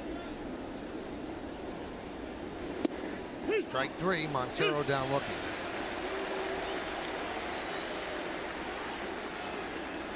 Montero does not look happy with that call from C.B. Buckner behind the plate. It looked like the slider we've been talking about, his third best pitch. He's not going to curry favor with umpires walking as slowly as he is to the dugout. Now, he didn't like the call, but umpires know you're 21 years old, and it took him about 20 seconds to get to the dugout. Yeah, the last thing you want to get early on in your career is a reputation with the umpires. And obviously, somebody who's looking to be a catcher at the big league level, you want to make sure you're on the good side of the ledger with the umps. And you like to think that that stuff doesn't happen, but it does. It does. And it's hard to shake, John, if you have the rep. Pitch is high. Remember, early in my career, my rookie year, like middle of the season, umpires would come behind the plate when you would work with them and say, oh, I talked to so-and-so, said he enjoyed working with you. You know, the umpires, they definitely talk. You'd hate for a young player to get a bad reputation. I don't think he's going to get it just with obviously that one strike 3 call. You just want to pay attention. 2-1. Slice to left field. Lowen on the run. He can't make the play. He dives and it gets by him and it'll go to the wall. Gardner is rounded second. He is heading to third. And he will be there with 3. So a triple for Gardner. Looked like Lowen got a great jump on this. Brett Gardner slapping it the other way. And Lowen, who bots the fly ball, trying to make a great play to make up for it, just out of his reach. And once it gets by him, it's going to be an easy triple for Brett Gardner.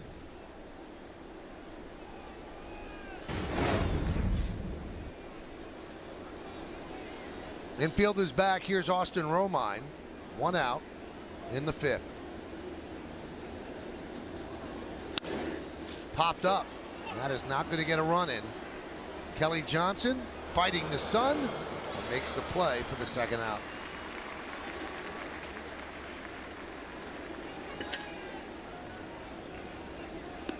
That's going to be disappointing all the way around. Austin Romine trying to make an impression offensively. Yankees struggling offensively, trying to chip away at this lead. And Derek Jeter a little pressure to get a 2-out hit. Derek has grounded to short twice against Henderson Alvarez.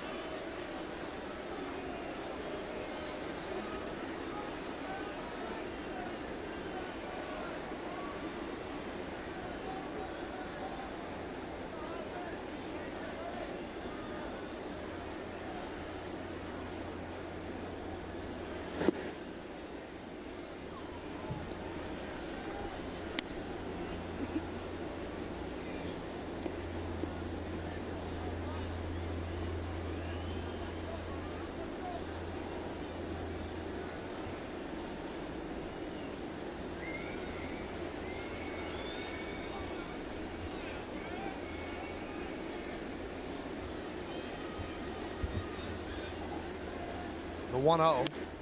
Foul back.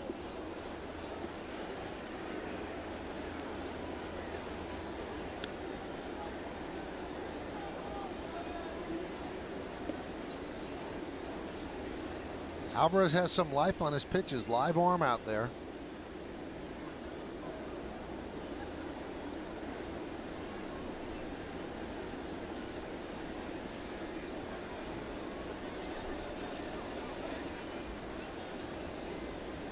The 1-1.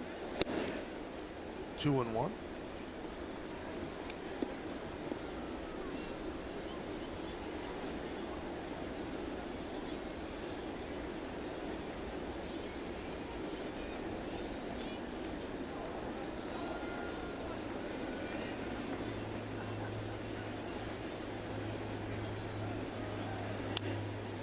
Two and two. Well, Derek Jeter has gotten a steady diet of two-seam fastballs inside. He's hit 2 ground balls to short. Alvarez would do him a favor by throwing a slider or something out over the plate. It's like Derek having a tough time with that fastball in.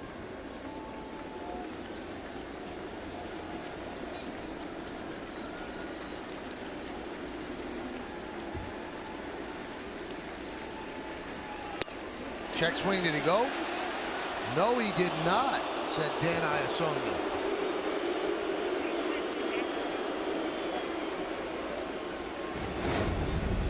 Get a good look here.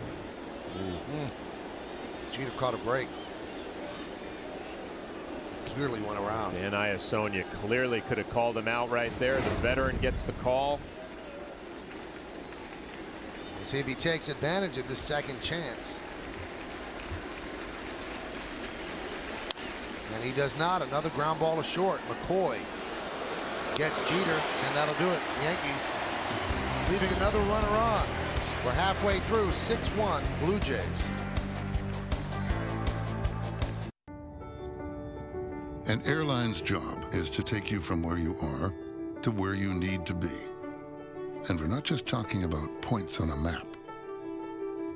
With a more intuitive Delta website and mobile app, and the most Wi-Fi equipped planes, we let you be everywhere at once. Innovations like these are extending our reach so that you can extend yours. And now, even at 30,000 feet, you can still touch the ground. The ultimate triple play from Optimum gives you great TV, and now you can take it to every corner of your home. Watch live TV on your iPad, and now on your iPhone and iPod Touch with the Optimum app.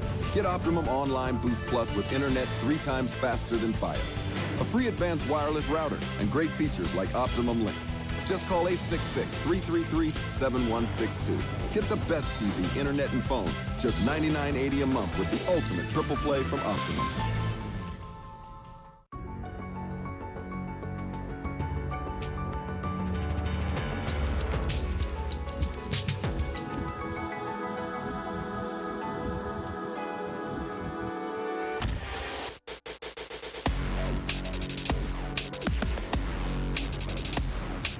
For all that's out there, Range Rover Sport. Attractive lease and finance offers available at your Land Rover retailer. Tomorrow on an all-new WB Mason presents the Joe Girardi Show. Wild card winners or AL East champions. As the Bombers head into the home stretch of the season, Joe discusses the importance of the upcoming Yankees-Red Sox series with the AL East title hanging in the balance. It's an all-new Joe Girardi Show. Tomorrow at 5, only on Yes. Well, the Yankee offense continuing to sputter, not picking up runners on base. And that's been the story of this road trip. They're 3-5. This is game 9 of the trip. They've averaged 3.5 runs per game. On the season, they average 5.4, so it's 2 runs fewer. Batting average of 200. During the season, 264. And they have 8 home runs in 9 games. And that is not your Yankee offense. And you could try to come up with any reason why, and I'm sure fatigue plays a big part of it, but that's why they're not playing their typical type of baseball. Scott Proctor comes on for Bartolo Colon, who had a rough 4 innings. And there's a strike to Bautista from Proctor. Good first pitch curveball for a strike. You see the numbers for Scott, the ERA just over 6.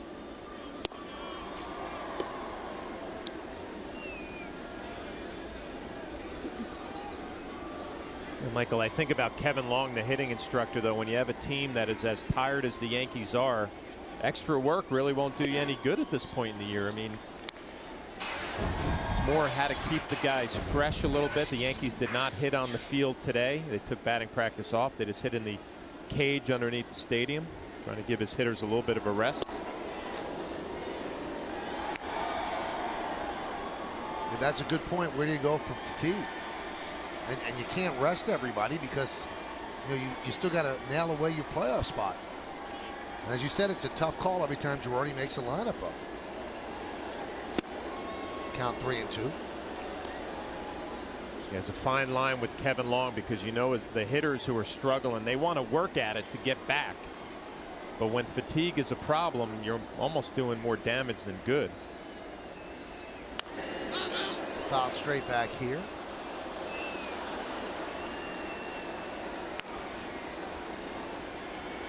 Bautista just turned to the Blue Jay dugout and put his fingers together. That he missed it that much. That he was right on that pitch.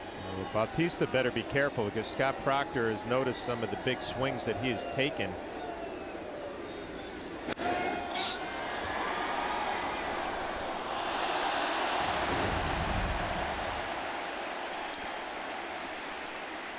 There's the pitch that he just missed. And he'll turn to the dugout and go, that much. And that does not curry favor with pitchers. No. Scott Proctor, the guy who's not afraid to throw inside, and he's challenging Bautista with his fastball. And misses outside with a breaking ball that time. Bautista walks. Dating back to the start of last season, Bautista now has 222 walks.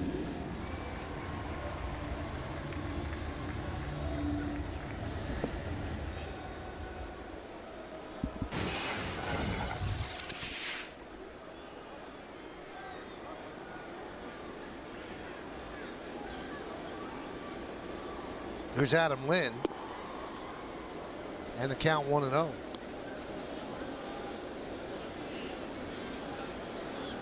Michael, we could talk about the offense all we want, but Bartolo Colon did not have a very good afternoon. Now the Yankees maybe a little bit of concern there. Coming off a good start in Anaheim his last time out, a poor start this afternoon in Toronto. Raul Valdez getting ready. It's just the time of the year, mid to the end of September, where you really want to have everything in order heading into postseason play. See if they can turn two on this. There's one. And there's two as they double up win. Let's take a look at tomorrow's starting pitchers, brought to you by Verizon Fios. Visit us online at verizon.com/getFios to get the best deals on Fios. Freddie Garcia will give it a go for the Yankees against Brandon Morrow. Our coverage begins at 12:30 with the pregame show. First pitch right around 1:08. That's right here on Yes. Here's David Cooper.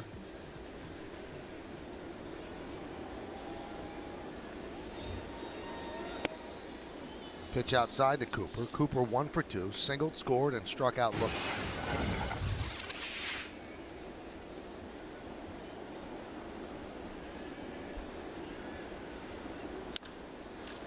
High fly ball, left side, but it makes the seats.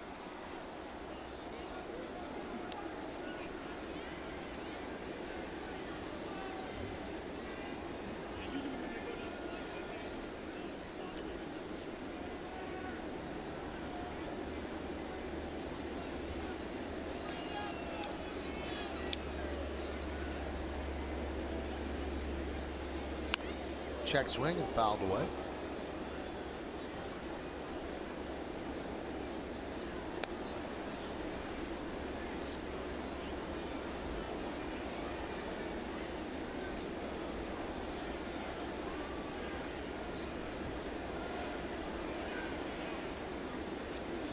Strike three. Cooper down looking. No runs, no hits, no errors, and nobody left on base. We've played 5. Blue Jays lead 6-1.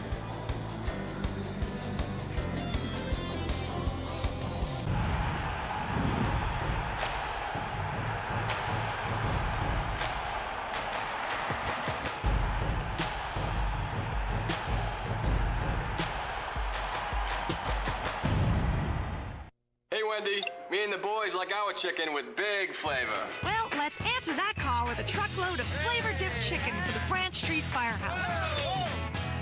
That's a great sandwich. Got some zing to it, huh? We only use tender, whole breast fillets. Then we hand dip them in tangy barbecue sauce or Bold Buffalo. That's our flavor dip chicken. Jim, you're making a mess, man. Oh, thanks, John. Try one today, because like these guys, you know when it's real. Firefighter tested, firefighter approved. I agree. This model won't tell you her year, but you can see her color is red. If you're looking for any model Infiniti from any year in any color, then you have to go to preownedinfiniti.tv. There you'll find an incredible selection, and you'll be able to find the model, year, and color you're looking for. Plus, every pre-owned Infiniti comes with a You Gotta Love It 48-hour exchange policy. So don't go the .com and route. Find the pre-owned Infiniti you're searching for at preownedinfiniti.tv. By the way, the model, she's beautiful, like our prices. When I was a young pup, I learned how to sniff out the pick of the pre-owned Lexus litter and how to be a woman or man's best friend when it came to finding the lowest prices. Now that I'm older, I look back on my pedigree and feel pride in the thousands of people who've lapped up the savings I've pointed them to. Like a dog with a bone, I won't stop until you find the model, year, and color you'll love, or exchange it within 48 hours with our worry-free exchange policy. Don't get me wrong, working like a dog to hunt down the perfect pre-owned Lexus for you wasn't all hard work.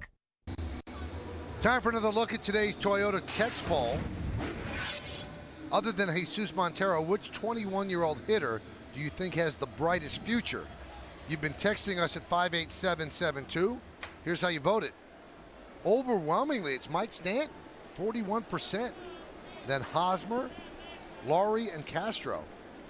So our politicking for Castro didn't work. Well, I know Stanton's got big-time power. What kind of batting average? Any idea? I think it's low. Seen him hit some balls the other way that are pretty impressive.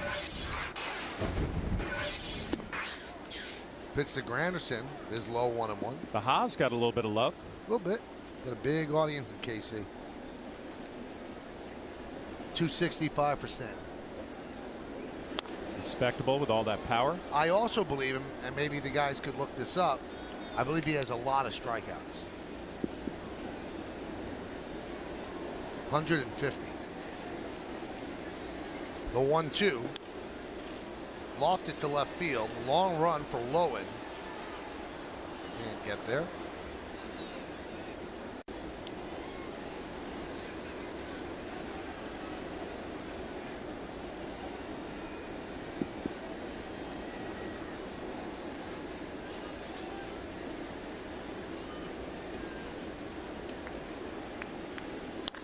That one is driven to right field. It's going to be a base hit. And it bounces over the wall for a double. So the Yankees have to be heartened by the day that Granderson is put together. He started with a bunt single, then he worked a walk, and now that double. Yeah, but you really like this swing because his hands worked. Good extension right there. And that's the setup you want to see from the side, where he's locked and loaded. Maybe a little bit of drift forward, but really uses his hands well. Able to keep that ball fair and drive it.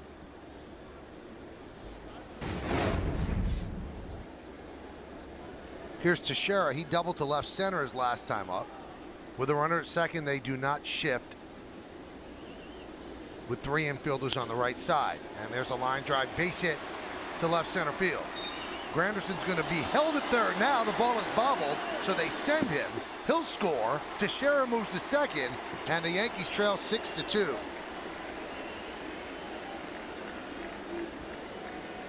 Back-to-back at bats for Mark Teixeira, and he drives the ball the other way. Pretty good approach against a sinker baller. You see Rasmus comes up, it eats him up. It'll be an error. Curtis Granderson, who had to freeze on the line drive. Good base running right here. You make sure that it finds the outfield. Robbie Thompson was going to hold him up. Then he sees the bobble and waves him home. And Mark Teixeira, good aggressive base running, getting into second base. Nice little freeze on a line drive for Granderson. He'll score easily with the bobble. All right, now the Yankees start to chip away, and here's Cano. We're in the sixth inning. It's 6-2 Toronto. Runner at second, nobody out. Fouled off in front of the plate by Cano. Cano tried to bunt leading off the second inning. He bunted back to the mound for an out. And then he lofted a sac fly to left in the fourth inning. But the ball was dropped by Adam Lowen. So he gets the RBI, gets the sac fly, and also reached. But then he made a base running blunder later in the inning where he passed Mark Teixeira on a fly ball to center field that would have been a sac fly for Nick Swisher. Ended up being an inning-ending double play. That one gets past Molina, and Teixeira moves to third. A sloppy inning for the Blue Jays here. As Alvarez yanks a fastball, CB Buckner in the way of Jose Molina. Teixeira advances.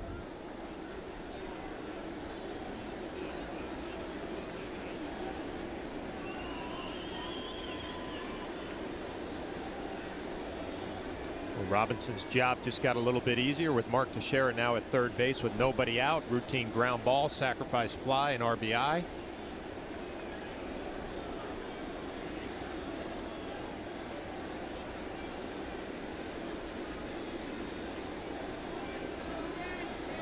Like Cano got something in his eye.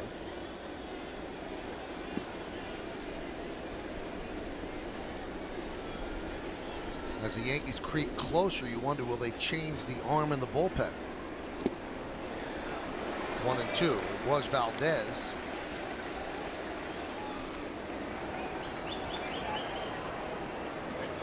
No one's throwing right now, so maybe it could be Proctor again in the sixth.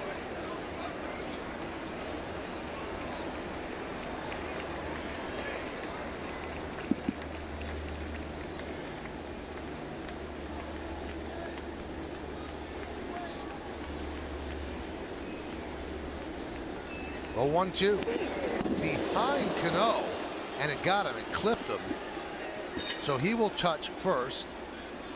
Teixeira will have to head back to third. And the Yankees have runners on the corners and nobody out. Alvarez, whose control has been outstanding this afternoon, yanks another fastball, gets a piece of Robinson Cano. And Alex Rodriguez another opportunity here. First and third, nobody out. Alex singled in the second inning, his first at bat in 11 days, and then he grounded to third in the fourth.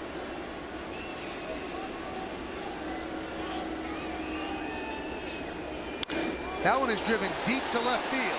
That ball is gone. See ya. A 3-run home run for Alex Rodriguez, and the Yankees are right back in it. They trail 6-5.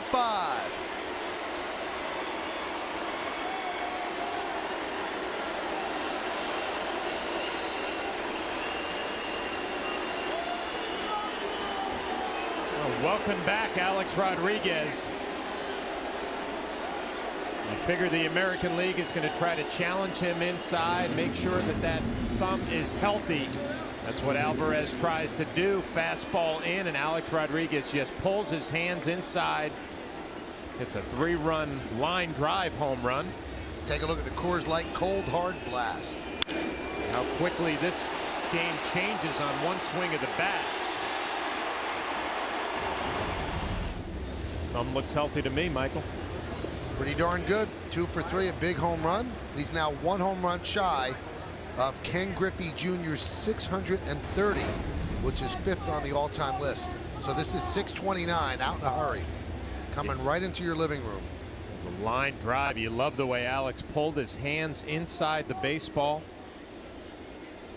A big lift for the Yankees, who have not looked very good this afternoon. Now all of a sudden we have a 1-run game. Shows you what he can mean to a lineup. Here is Nick Swisher. And he fouls the ball and loses the bat.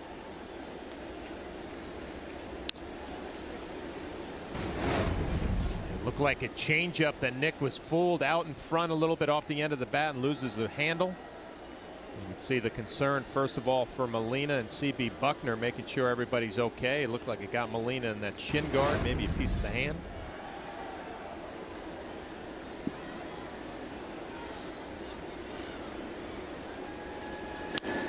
Fouled away. We told you he's 1 away from Griffey, his former teammate with the Mariners. And the climb continues. The top of the mountain is Barry Bonds at 762.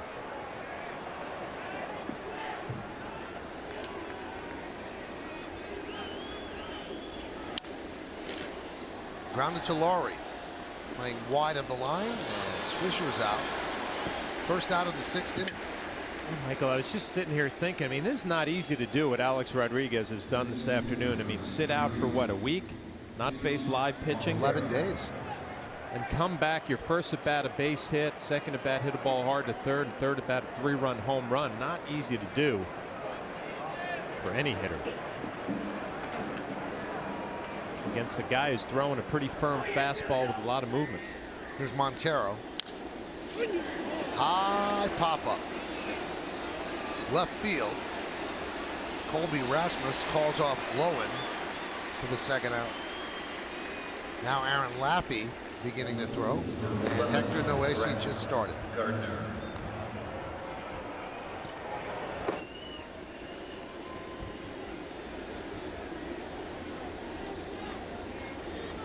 Here's Brett Gardner. Gardner reached on a fielder's choice and then tripled. So he's 1 for 2.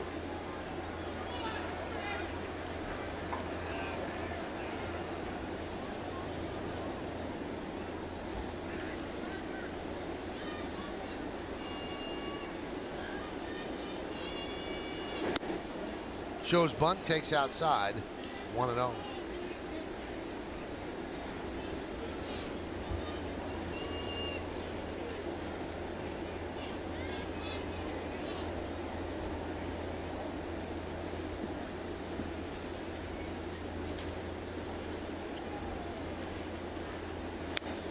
Foul back.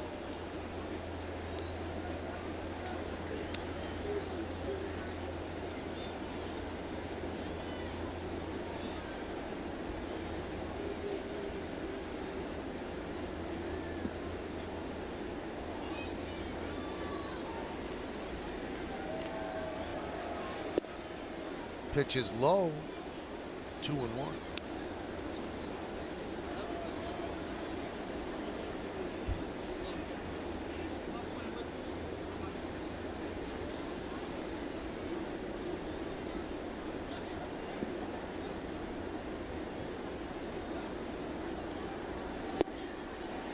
And a strike, 2-2.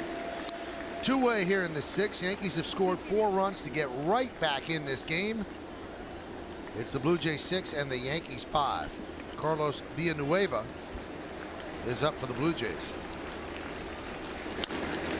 That one is sliced into left field. It's a base hit in front of Lowen. So Gardner keeps the inning alive. His second hit of the afternoon. Well, you mentioned Curtis Granderson showing some life this afternoon, and Brett Gardner the same. Had a triple earlier in the ball game going the other way, and here a nice piece of hitting. Like a little changeup, maybe a backdoor slider, just slaps it the other way for another base hit.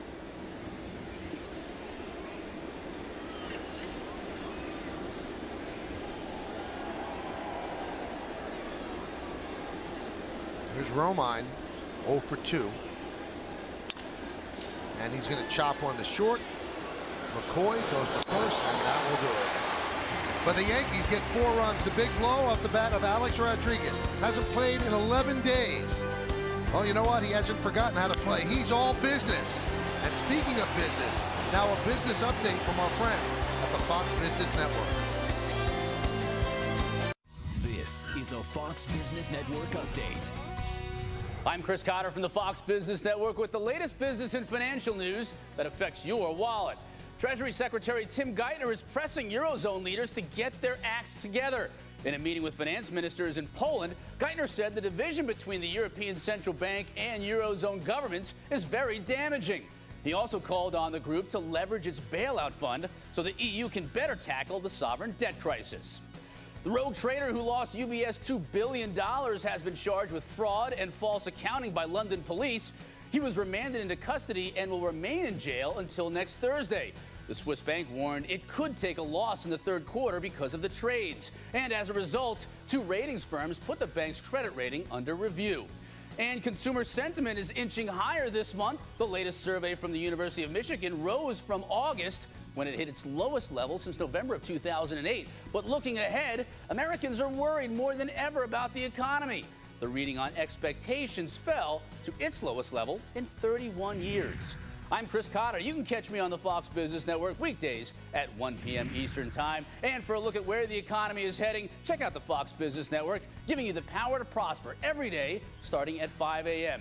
To find the Fox Business Network in your area, contact your local cable provider or log on to foxbusiness.com. Now, back to the Yankees. Sunday is a day of rest. See ya! But not for these guys. Tomorrow, the Yanks look to have a Sunday slugfest at the Rogers Center when they take on the Blue Jays in the last game of their road trip. Yankees, Blue Jays. Complete coverage starts tomorrow at 12:30 with the Tri-State Ford pregame only on Yes. Yankees Baseball on Yes is brought to you in part by Buick Enclave, the finest luxury crossover. By 5 Hour Energy, fixes tired fast, one shot, back to work, problem solved. And by HP, everybody on.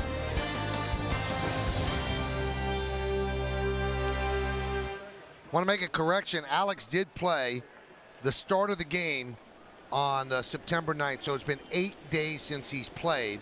So 8 days of rust, and he shakes it away with 2 hits today and a 3-run home run. So I apologize for the missing 3 days, but that's where it comes from. Aaron Laffey deals to Colby Rasmus inside 1-0.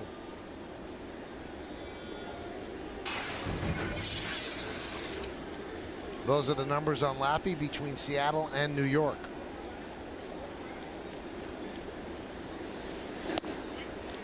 And a strike.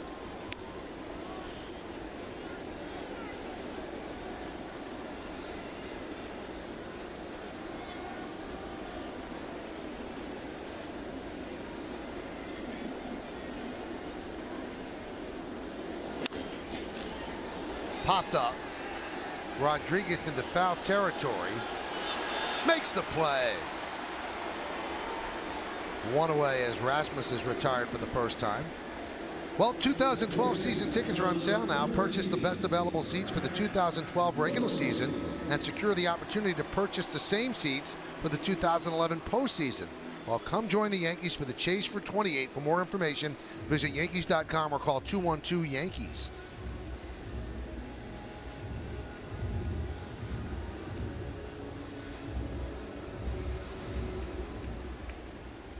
That's going to bring up Brett Laurie.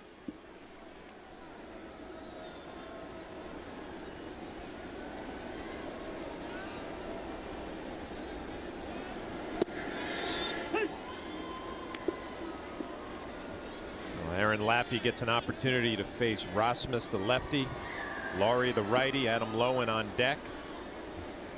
Be a nice test for the Yankee bullpen middle relief guys. See if they can hold this lead or this one-run game.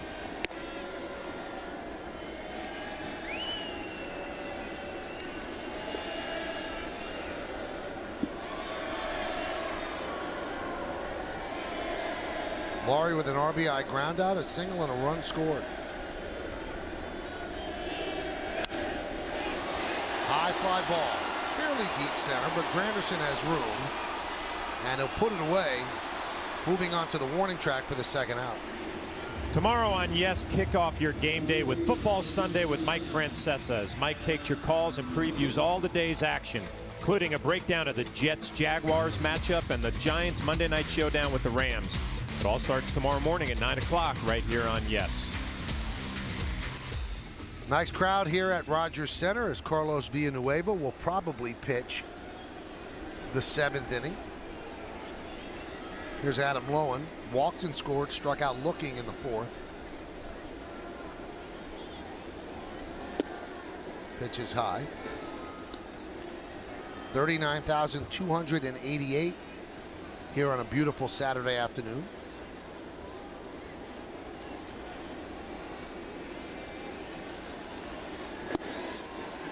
Laffey deals low, 2-0.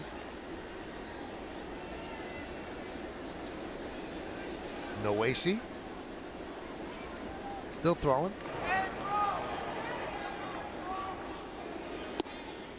And a strike to Lowen.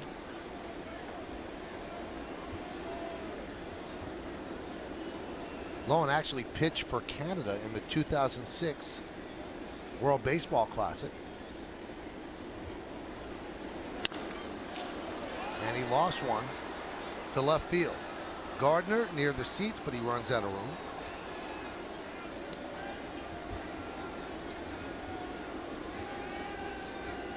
In that WBC game, Canada upset the U.S. 8-6.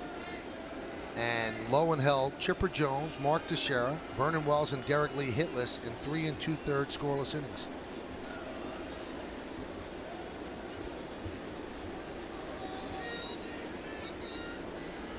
But now trying to restart his career with the bat.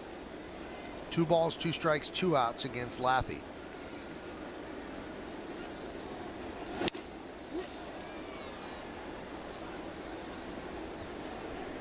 Sounded like a broken bat. Nice job by Laffey running a fastball in on his hands.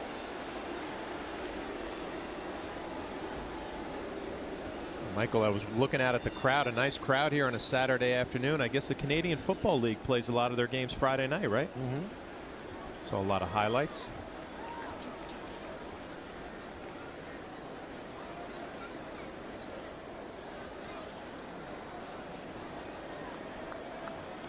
I think they bill it as Friday Night Football.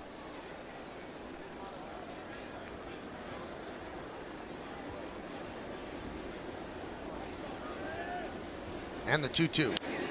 Lowen hanging in there against the lefty.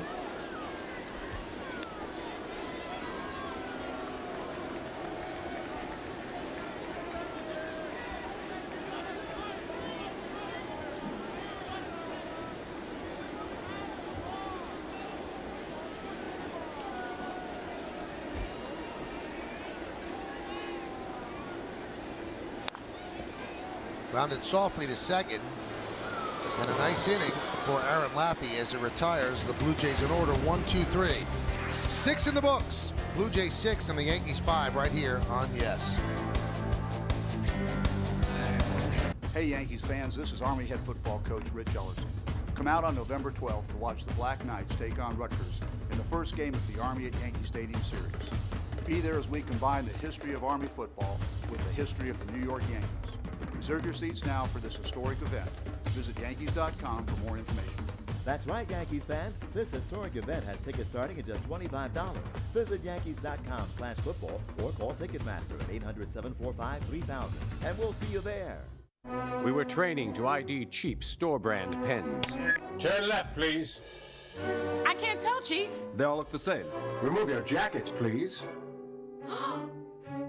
I bet they bought cheap knockoff pens. They said it was just as good as a Uniball rollerball. Just as good. Is never, never, never. Just as good.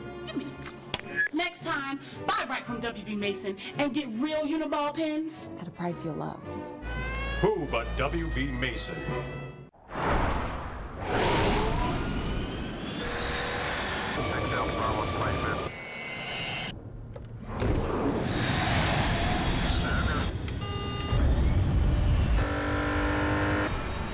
With up to 32 miles per gallon, chances are you'll need refueling before it will. The BMW 5 Series, the ultimate driving machine. Take advantage of a $1,500 credit and BMW navigation at no cost. This just into the WCBS Mayor newsroom. Bloomberg is not. When you need the latest news. More than 500,000 jobs. When you need traffic and weather together. We have delays at least an hour. When you need to know, we've got you covered. WCBS 880 and CBSNewYork.com. We are News Radio. As we go to the 7th inning, time for the game summary brought to you by your local Nissan dealer. 6-7-2 for the Blue Jays, 5-9-1 for the Yankees. McCoy with a double and 3 ribbies. Alex Rodriguez a 3-run home run, the 629th home run of his career. And Bartolo Colon was not good today. 4 innings, 7 hits, and 6 runs. Well, the Blue Jays make the call to the bullpen, brought to you by AT&T. That'll do it for Henderson Alvarez, and Carlos Villanueva will take over. 13 starts for Villanueva, working out of the bullpen. 6-3, 3.99. The Cadillac scoreboard has Toronto up by 1. Top of the order, starting with Derek Jeter, who I think is happy to see Alvarez out of there. He was 0 for 3. 3 ground balls to short.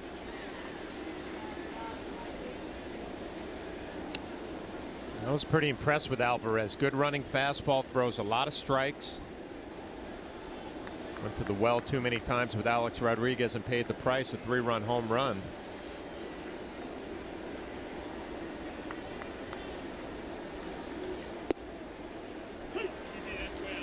And the count 1-1. And another hitter not happy with C.B. Buckner in his strike zone. Derek Jeter saying it's a little bit outside. Villanueva pitching out of the pen has thrown 30 innings and opponents only hitting 152.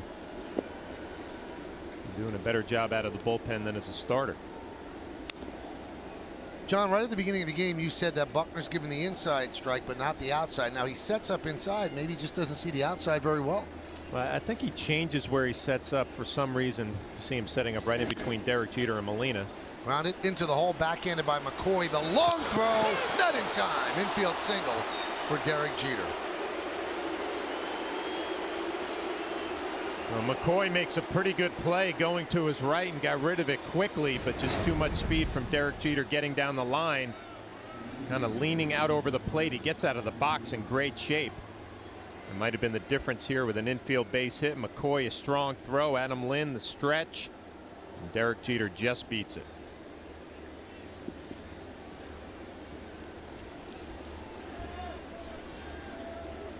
Here's Curtis Granderson. He's 2 for 2 with a walk, a couple of runs scored.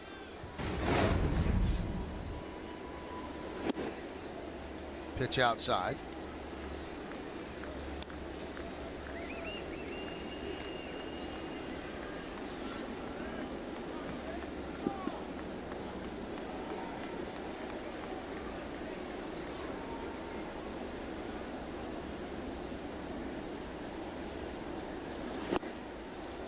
Count 1-1.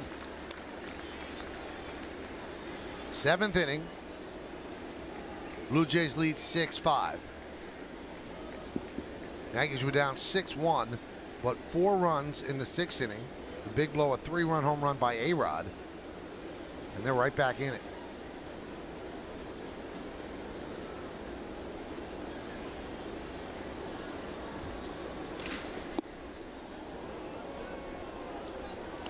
Big curveball right there from Villanueva.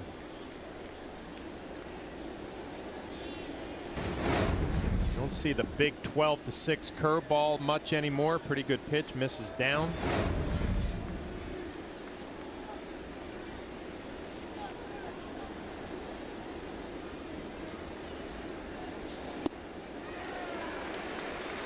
2-2.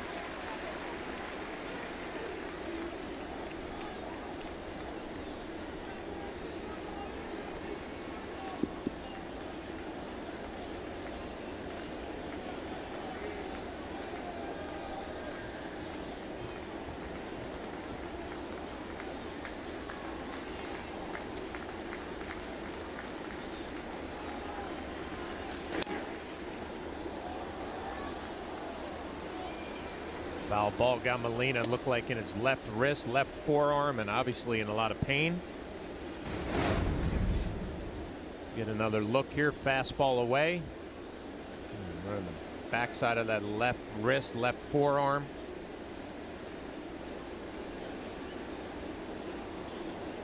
Even with that wristband on the arm, that's still going to leave a mark.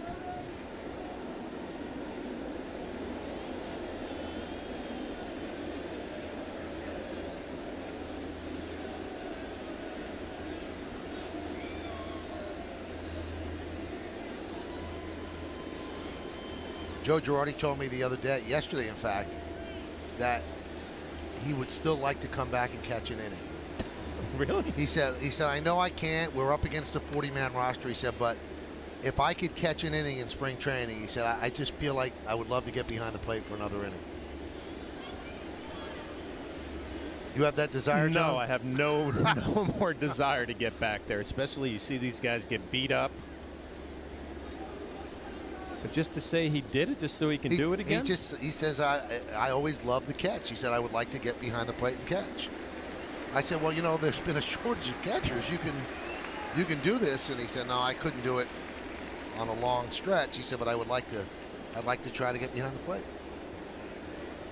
Follow the conversation all game long on Twitter by using the hashtag YesNetwork.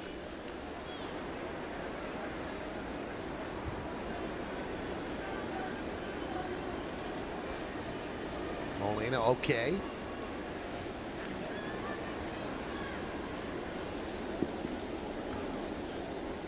Jeter's at first. 2-2 count on Granderson.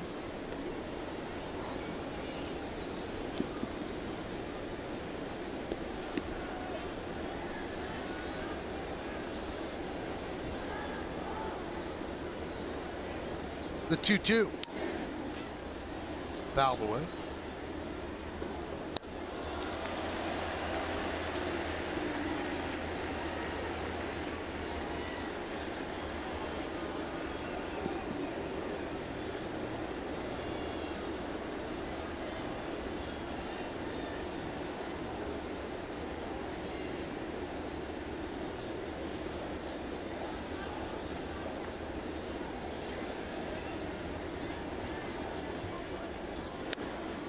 Fouled away.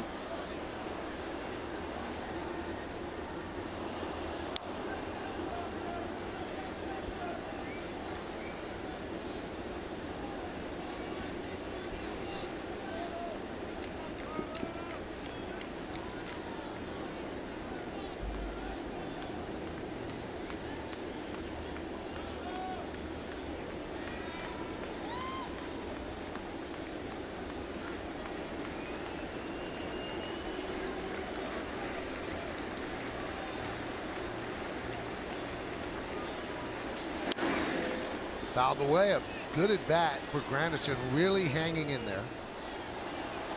Able to spoil some tough pitches, the curveball, some fastballs down. Having a good afternoon, having a pretty good at bat right here.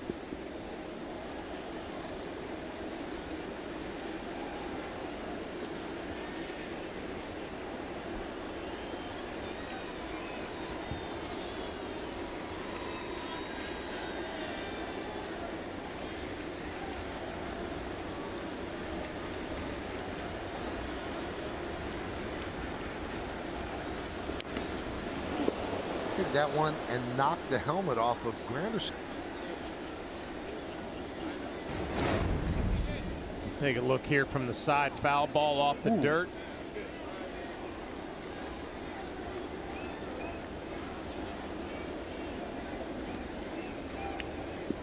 Well, he's lucky he didn't get hit in the face. It's a rough at bat. This is going to be the 10th pitch from Villanueva.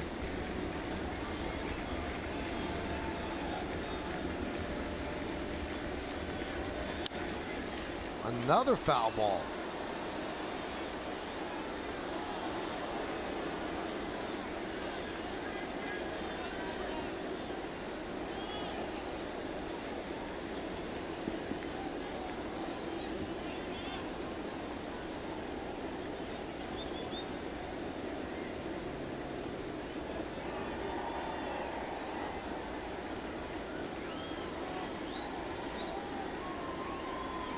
The 2-2.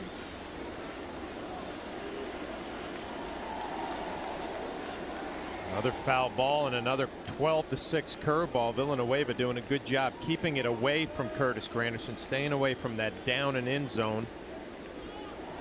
It's dangerous for all left-handed hitters.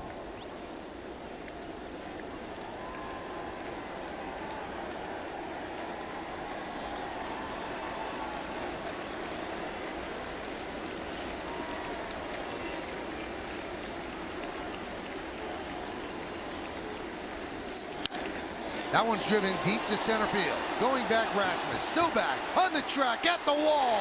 See ya! A two-run home run for Curtis Granderson. His 40th of the year. And the Yankees have come all the way back to take a 7-6 lead.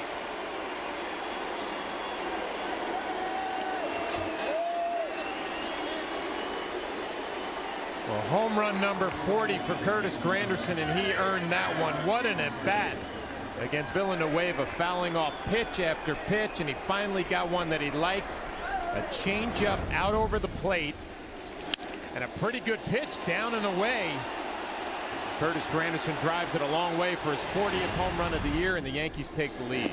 What an at-bat. If you look at the location of that pitch, Curtis had to go down and get it. Derek Jeter reading it off the bat.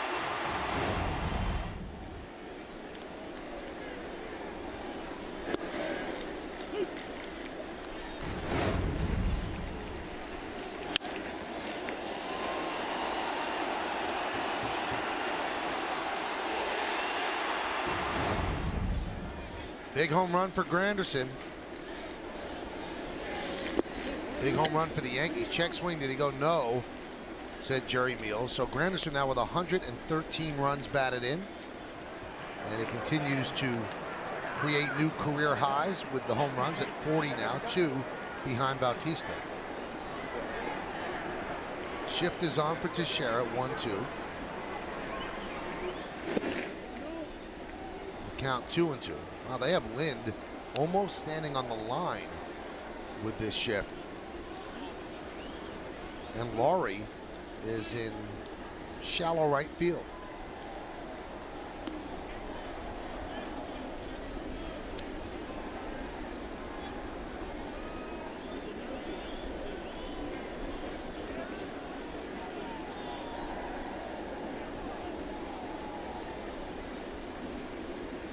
The 2-2 right into the teeth of the shift. Laurie to Lind. And there's one away.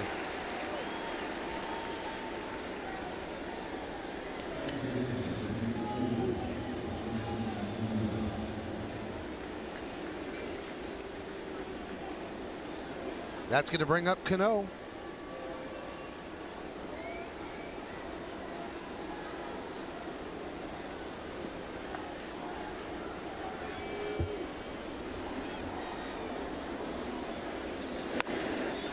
Now, if you're keeping score at home, that put out is a 5-3 because the third baseman, Laurie, made the play.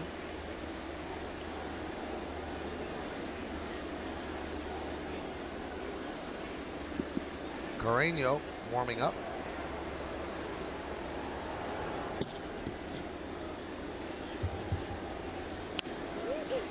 Grounded to first. Lind will take it himself. The second out here in the 7th.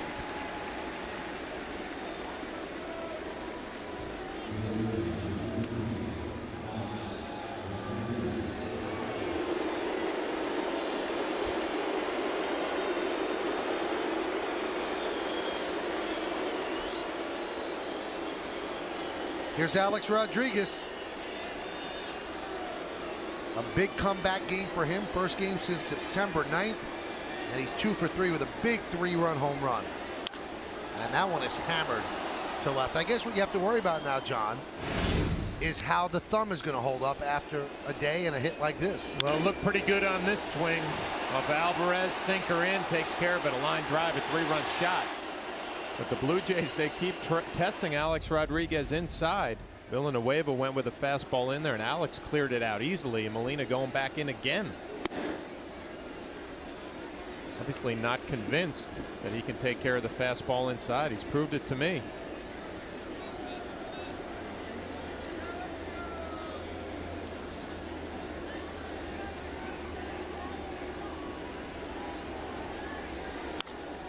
Grounded left side. Laurie gobbles it up. Across the diamond, and that'll do it. But a big 2-run home run by Curtis Granderson. His 40th of the year comes at a good time as the Yankees have come back to take a 7-6 lead in time for the 7th-inning stretch.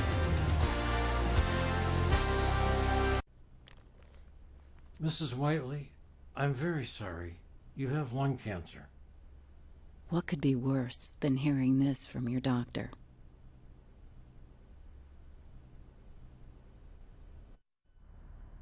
Saying it to your children.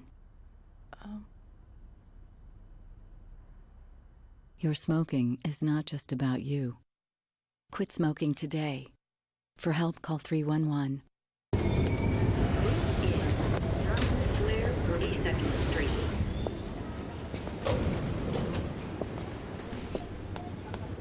Don't assume it was left by accident. If you see something, say something. You have to do a lot more than just show up to be the best.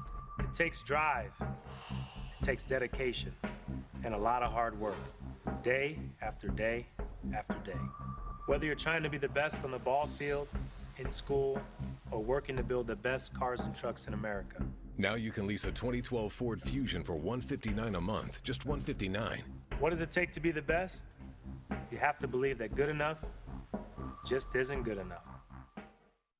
Hi, everyone. Bob Lorenz with your Tri-State Ford update. Rays and Red Sox get underway at Fenway in a little less than an hour. Jeff Neiman threw a complete Game 3 hitter against the Sox and struck out 10 back on August 16th. He goes up against John Lester, who last time out faced the Rays. They ran his pitch count up to 111 through 4. He gave up 4 runs. Lester trying to bounce back with the Red Sox up by 4 in the wild card. Guys.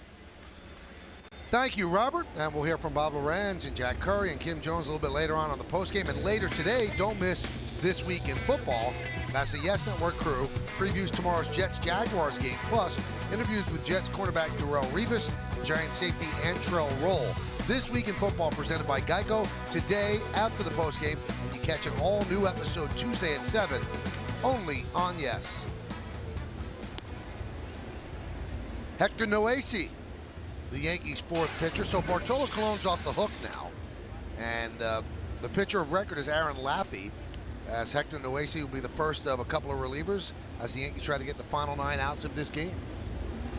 Those are the numbers on Noesi. Yeah, the bullpen has a job to do here, but offensively the Yankees have answered the call a little bit. Kevin Long got to be happy with Curtis Granderson, obviously. Alex Rodriguez returning.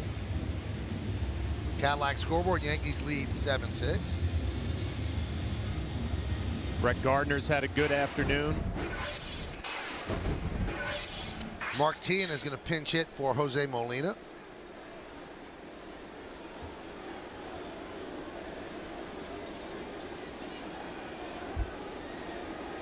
And you wonder if this pinch hit is because of the hand or the arm that got injured by Molina on the Granderson at bat. Yeah, you got to believe it is. I mean, Molina's been swinging a hot bat for the Blue Jays lately.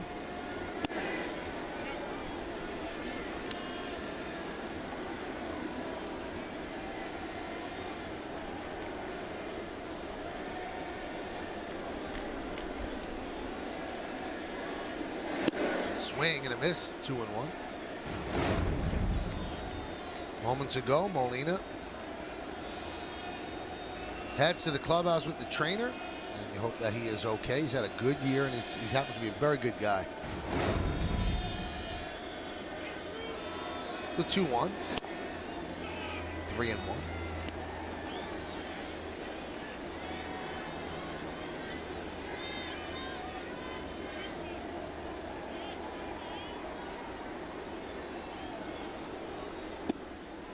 There's a strike. Well, Noesi gets a fastball down and away.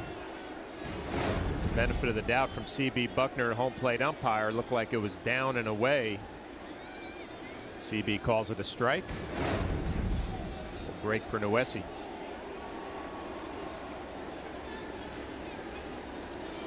Swing and a miss, so Noesi comes back to strike out the pinch hitter Teahen.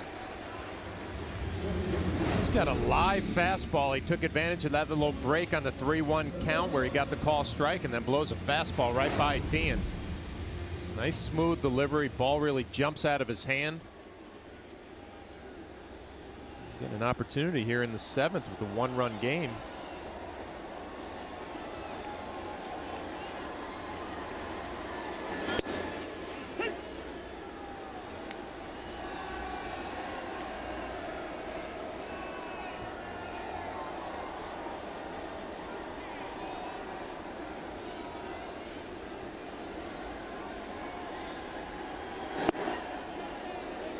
Good slider right there to go with that fastball, jumping out ahead in the count 0-2. Every time you see Noesi, you like what you see. Kyle Drabek getting loose. Blue Jay pen.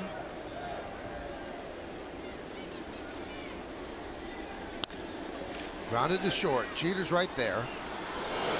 And another nice scoop by Teixeira, saving Derek and Era. It looked like a pretty routine ground ball, routine play. Throw across the diamond a little bit low. But again, Mark Teixeira does his job over there, makes it look easy. The backhand pick.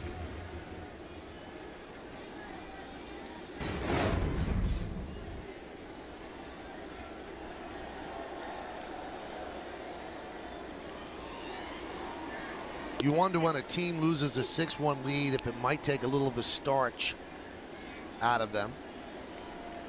They stopped scoring after the 2 runs in the 4th. And there's 2 outs here on the 7th as Kelly Johnson fouls it back. You got to give the Yankee bullpen a little bit of credit too. Scott Proctor, Laffey, now Noesi. Job of those middle relievers to keep the ball game where it is and give your offense a chance to catch up with which they have.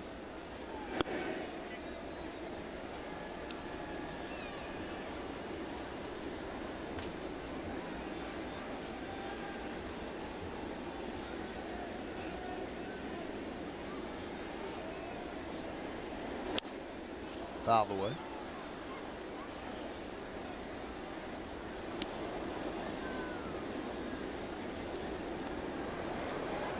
Boone Logan, who has been struggling of late, is up in the bullpen.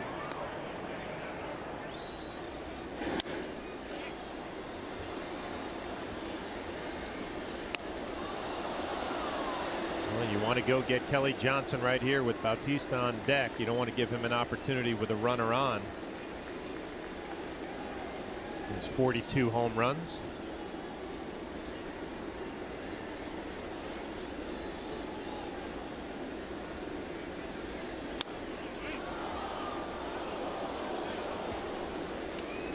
Hitting in front of Bautista will guarantee you one thing: they're going to come right at you because they are not putting you on for free. Good spot in the lineup. A 1-2 outside.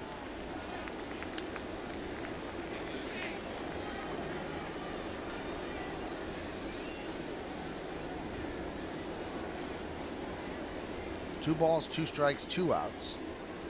Yankees lead 7-6.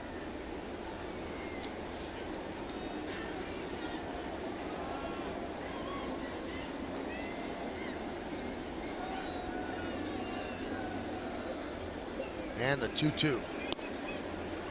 3-2. Well, here it would be, Michael, the pitch you're talking about. You're probably going to go get Kelly Johnson with Bautista on deck. 42 home runs, 1 swing at the bat could give the Blue Jays the lead. Well, that shows me something. A changeup, throw it for a strike. Popped up, right field. Swisher coming on, and he puts it away for the final out of a 1-2-3 inning. We go to the 8th. Yankees lead 7-6 on Yes. Hey, man, which way are the roulette games? Over that way. That's what I thought. Thanks. Judge a book by looking at the cover. Whether you're buying your first digital camera or have been a Shutterbug for years, 17th Street Photo is the right camera store for you. Come in and see our entire selection of Nikon cameras. The Nikon D3100, complete with an 18 to 55mm VR lens for only $699.95. Nikon's Coolpix S4100, 3-inch high-res touch panel color display and HD movie, $139.95. Nikon Inc. USA limited warranty included. So come see us at 17th Street Photo, the camera store with a personal touch. Right now, Manhattan Ford is the best place to be with the top 3. The 3 Ford models you want most at prices you'll love best. 1. 2012 Ford Fusion SE for just $139 per month. 2. 2012 Ford Escape XLT for only $137 per month. Or 3. The 2011 Ford Edge SE for just $189 per month. That's 3 great reasons why Manhattan Ford is the best place to be. Online at manhattanford.com and conveniently located at 11th Avenue and 54th Street in the Manhattan Automobile Company. Breaking ball. Hit in the air. To deep left. It is high. It is far. It is gone. With DirecTV, your favorite team is never far away, even if you are. Because no distance is too great between you and your team. With MLB Extra Innings on DirecTV. Every team, every player, no matter where you live. It's the most baseball in HD. A-bomb from A-Rod. Make every game a home game with MLB Extra Innings on DirecTV. Order today. You can vote along with us for today's Chevy Player of the Game. Text your vote to 58772 or vote online at yesnetwork.com. Today's candidates are number 1, Curtis Granderson. Number 2, Alex Rodriguez. Number 3, Mike McCoy. Number 4, Colby Rasmus. Vote now. Make your voice heard. Standard text messaging rates apply. A couple of changes for the Blue Jays. There's a new pitcher. It's Kyle Drabeck. And he'll be throwing to J.P. Arancibia. Also a new left fielder. Thames takes over for Lowen. Lowen struggled out there today.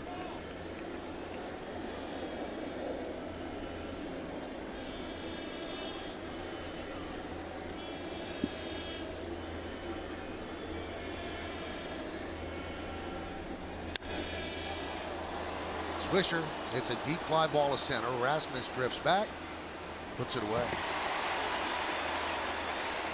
Well, Drabeck started the year in the rotation, got sent to the minor leagues. 15 games, 14 starts, the ERA 5.62. He went down to AAA and it did not get any better at a 7.44 ERA down there, 5-4 record.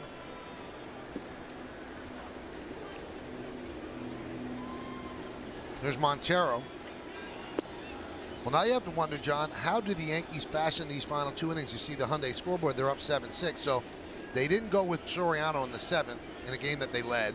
They went with Noesi. So who's pitching the 8th? And that would lead you to believe that Soriano and Robertson are both a little tired. Now you see Soriano up, so Soriano, who had a 1-2-3 inning yesterday, and Robertson, who loaded the bases and got out of it, he's probably more tired than Soriano. So Soriano will pitch the 8th. And that means that Mariano would pitch the 9th, and he could tie the all-time saves record of 601 held by Trevor Hoffman. When the Yankees were down 6-1 early in this ball game, you weren't thinking about that possibility, but now it's right in front of us. Way inside. Give the rest of the Yankee bullpen some credit today, though. So, Noesi pitching the 7th enables Joe Girardi to give David Robertson a day off. We'll see how Soriano does in the 8th. He looked awfully impressive last night.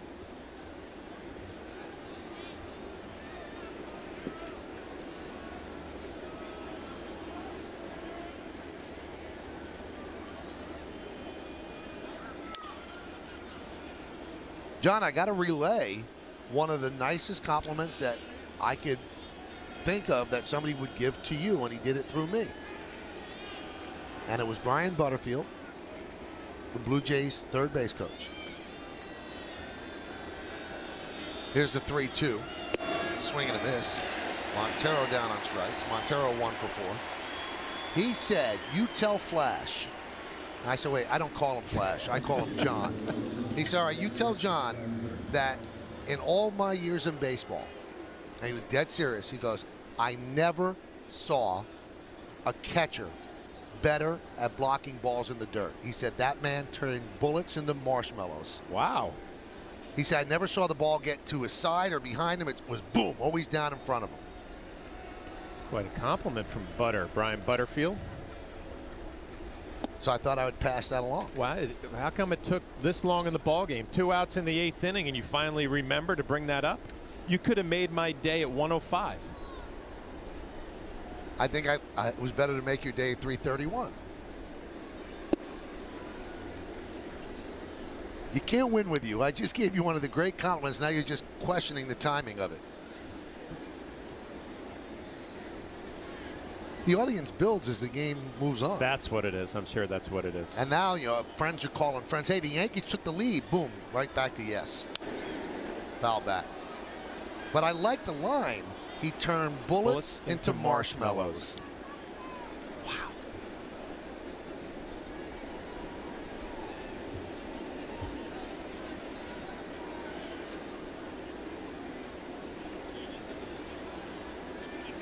The 2-1. Grounded to second. Right there is Johnson, and a 1-2-3 inning for Kyle Drabeck. We go to the bottom of the 8th. 7-6, Yankees lead. Next up, Soriano. At Transamerica, we are the tomorrow makers. We're making tomorrows like clockwork. For all the different things our customers planned for. Like a college education. Or the perfect wedding.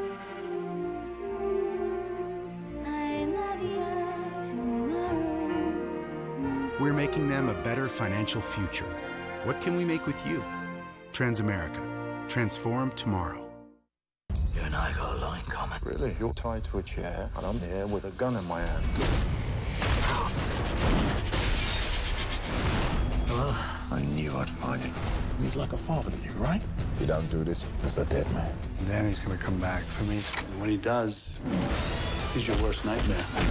Now the gloves are off. All right, let's finish this. What are you doing? Let me get my watch back. Killer Elite, rated R, starts Friday.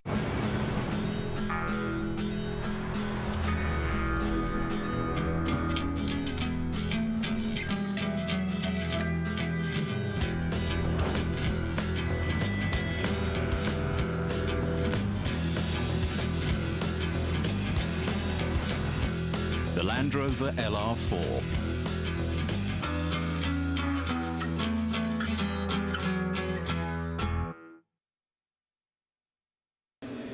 Trust WB Mason for the office supply brands you want at prices you'll love, like rollerball pens from Uniball with Uni Super Ink that protects against check fraud and never leaks. For all your office needs, who but WB Mason?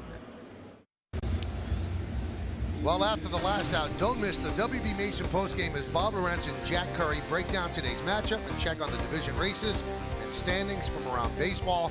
Plus, Kimberly Jones will get the team's reaction from the clubhouse. It's all coming up after the final out, and it's only on Yes. Chris Dickerson takes over for Swisher in right field. And Rafael Soriano takes over on the mound. Yesterday, Soriano came in, and he struck out Lind, Laurie, and Rasmus in the 7th, in order. And he finally has the ERA under 4. Well, he's going to have to earn it here in the 8th inning. Bautista, Lind, and Cooper, 3, 4, and 5 for the Blue Jays. Obviously, Bautista, the big one with his 42 home runs.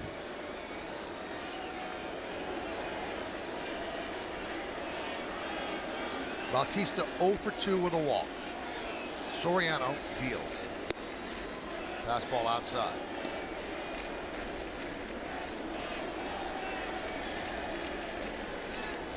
One for 6, that won a home run.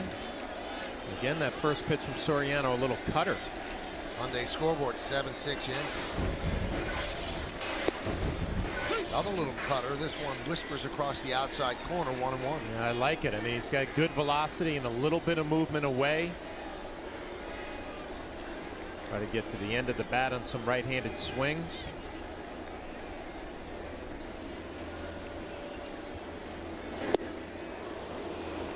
Count 1-2. Well, last night the ball really jumping out of the hand of Soriano, but watch the drop. And this slider doesn't get much better than that.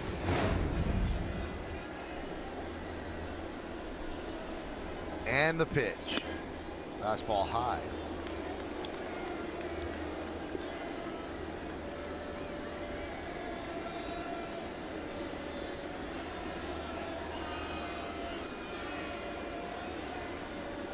Now, I wonder if the umpires, because there's a little bit of a chill in the air, allow the pitchers to go to their mouth, because he just went to his mouth. Didn't matter right there as he blew one right by Bautista. One away. He was doing it last night too, Michael, and got away with it, but another fastball, and again a little bit of cut away. Big strikeout of Bautista. Soriano going to his mouth while he's on the mound, something you want to stay away from, obviously.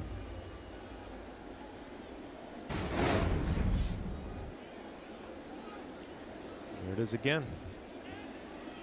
Well, the roof was closed last night, John, so it couldn't be that.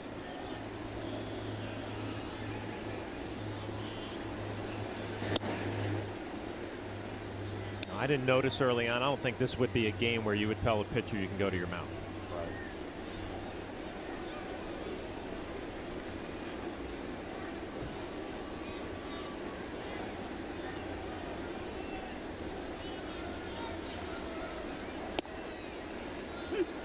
There's a strike.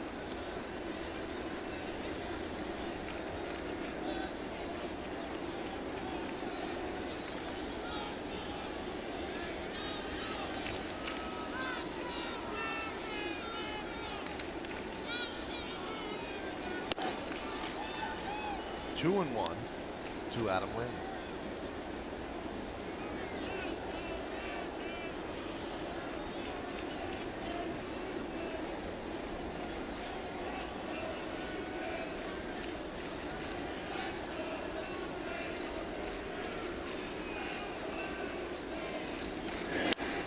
Foul back. Good swing right there from Adam Lind. Fastball in a fastball count. He had one to drive. He fouled it off. Soriano kept it away from him just enough. In these situations, one-run game, you really want to make sure the hitter hits the ball to the big part of the park, the other way, left center field.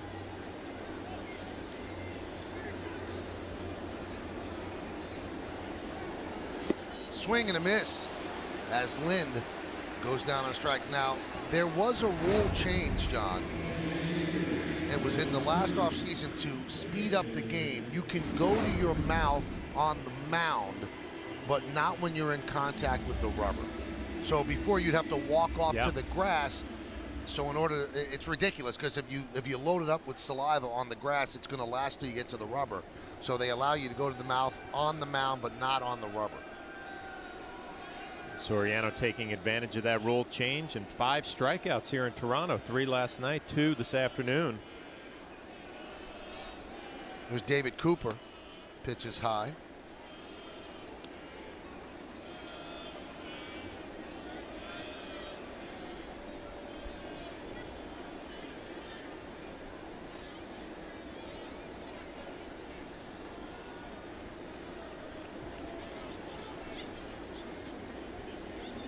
The 1-0.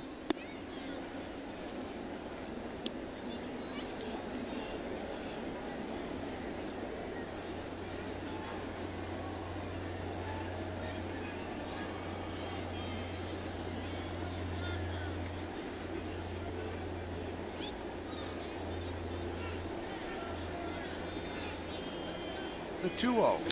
Foul back. Got good stuff. Really pitching very well in the first 2 outs, strikeout. So he struck out all 5 batters, as John mentioned, that he has in the series. Trying to get through the 8th. Set it up in the 9th for Rivera.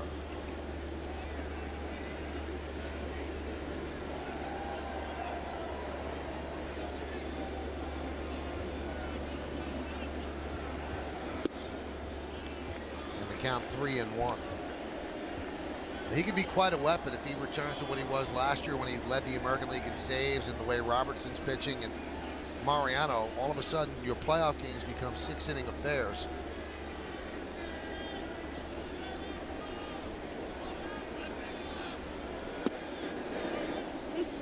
Three and 2.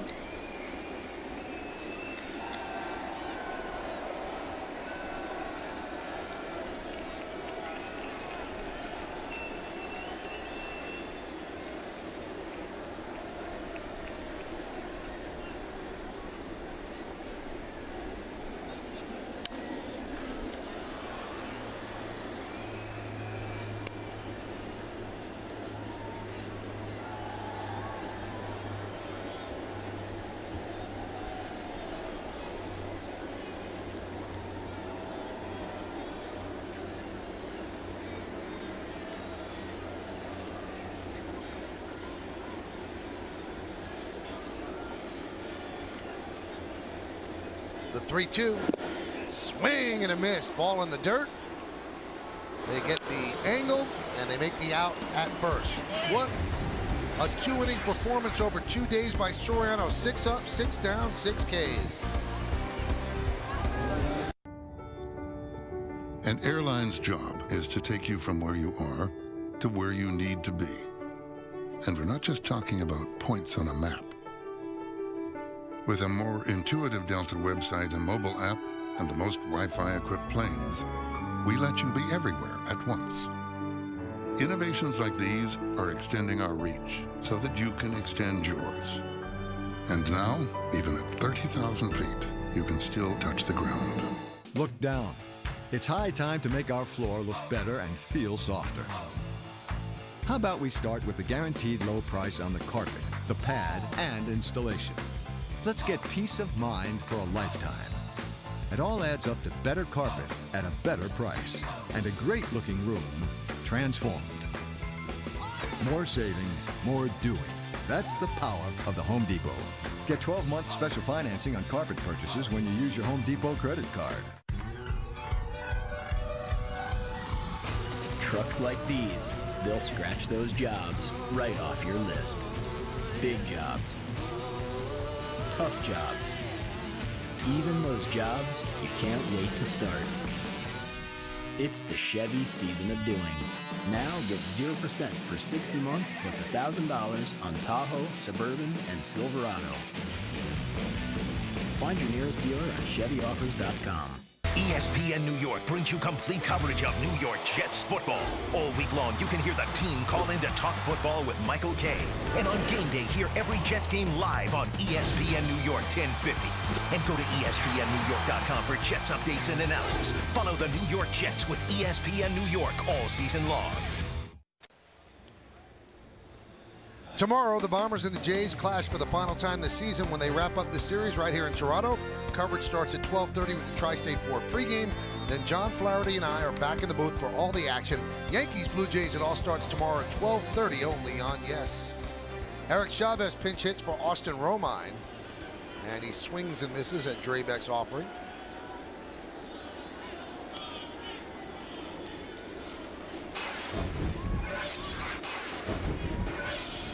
Ninth inning, Yankees lead 7-6.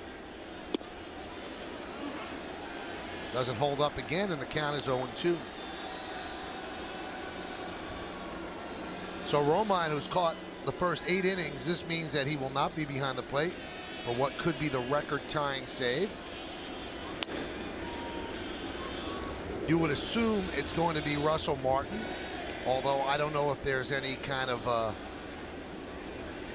poetic justice feeling in Joe Girardi's bones where he would put the guy who's caught most of Mo's saves behind there, Jorge Posada. I doubt that that's going to happen. I doubt it in a one-run game.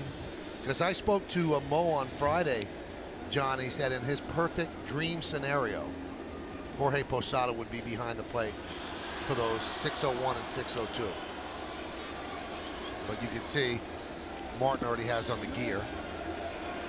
Another check swing.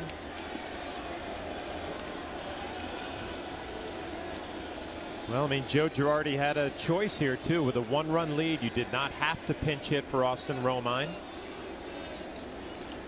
Did a nice job behind the plate, working the bullpen through the middle of this game. Swing and a miss. Chavez down on strikes.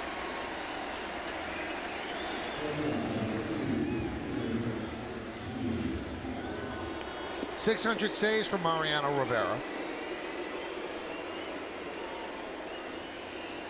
And Posada has the vast majority, 368. Then Girardi 73. Then John Flaherty 32. Molina 31 and Russell Martin 31. How about that? They are all in the building.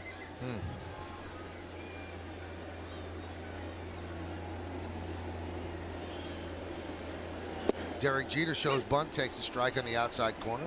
His body language would indicate he's not thrilled with that call.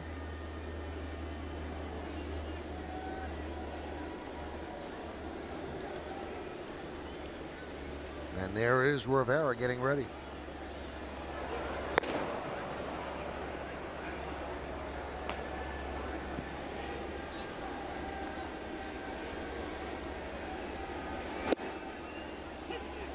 .2.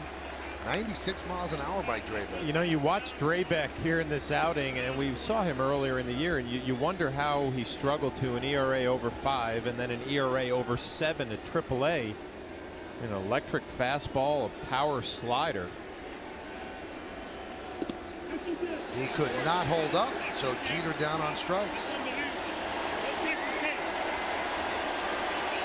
Yankees baseball on Yes is brought to you in part by Advanced Urology Centers of New York, the best care in the world right in your backyard, by J&R Music and Computer World, and by Mazda.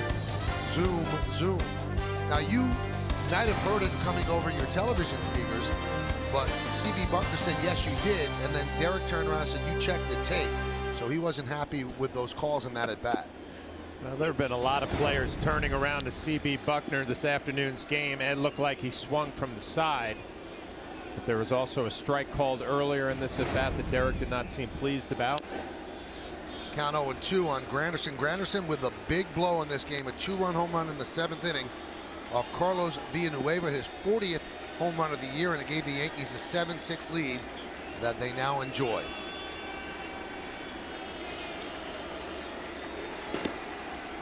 Granderson is a triple short of the cycle. He has a bunt single, a walk, a double, and a home run.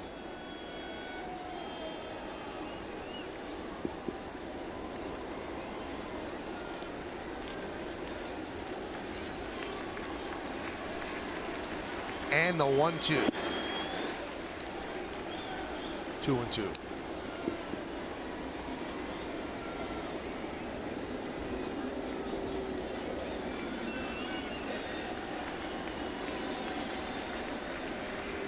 And the pitch.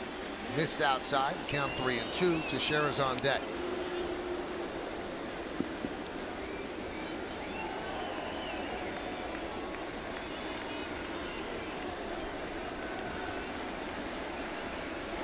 And he walked him. So Granderson's perfect day continues.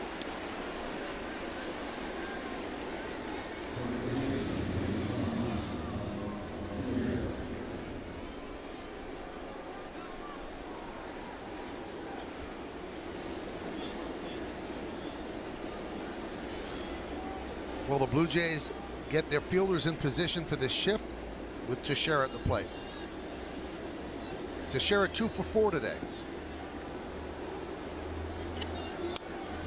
Foul back. Take a look at the bottom of the 9th inning. Due up, Rasmus, Laurie, and Thames.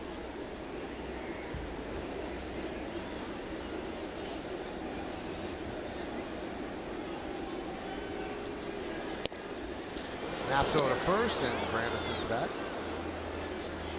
I wouldn't mind seeing Granderson try to steal a bag here. 24 on the year, has been thrown out 10 times.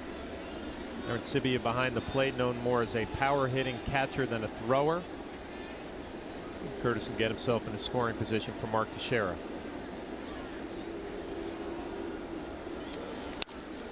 That one is drilled to right field. Bautista makes the play on the run on the warning track for the final out of the ninth. No runs, no hits, no errors, one man left. We go to the bottom of the ninth. Rivera will try to make history and save a Yankee win.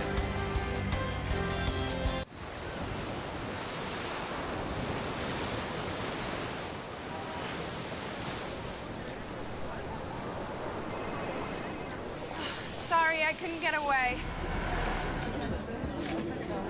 You can now.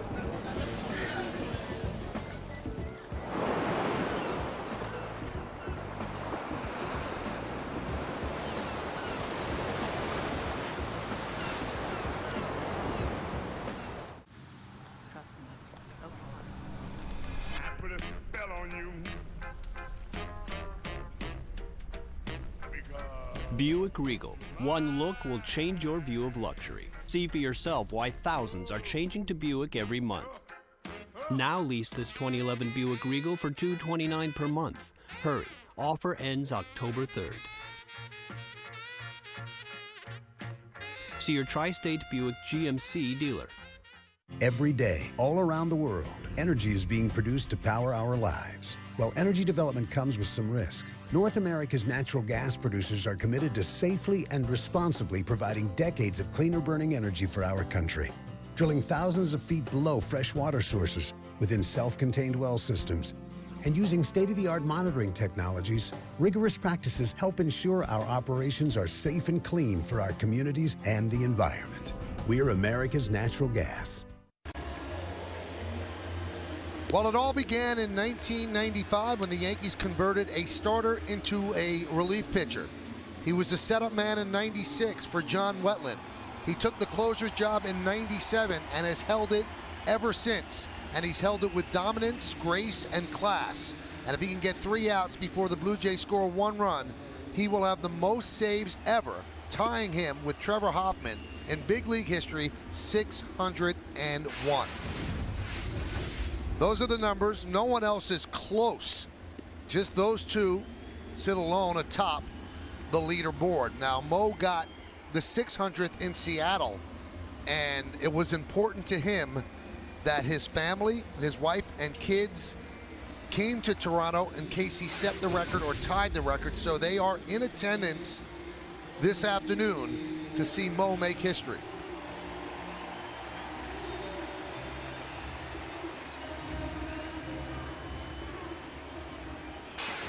And he has not limped to the 600 save mark. He has sprinted to it with 41 saves, another outstanding season for Rivera. 7 walks in 57 innings. Here's Colby Rasmus, and there's a strike. Michael, and that's the thing about him, the 7 walks in 57 innings. You know he's going to throw the ball over the plate, but it's not going to be middle. It's going to be right on the corner, just off.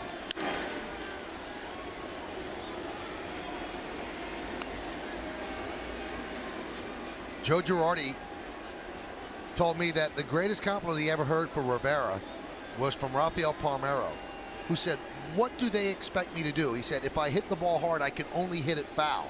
He says, "You just can't do anything when the cutter's working." The 0-2. Cutter too far inside 1-2.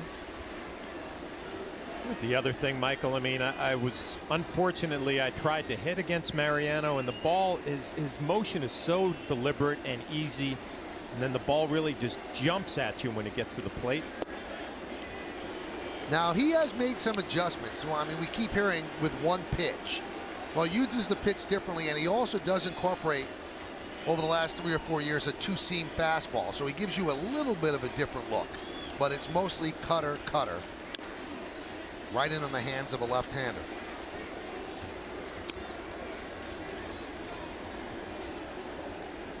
For a while there, lefties thought that the way to solve Rivera was back up.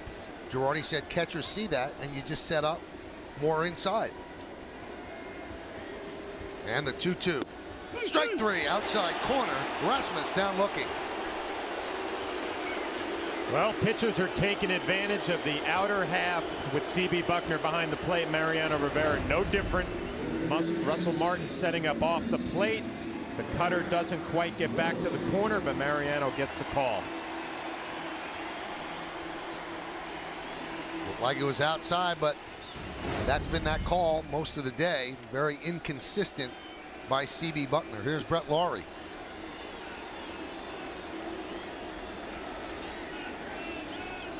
Pitch outside. Alex Rodriguez a step or two behind the bag at third, but very close to the line, guarding against the extra base hit.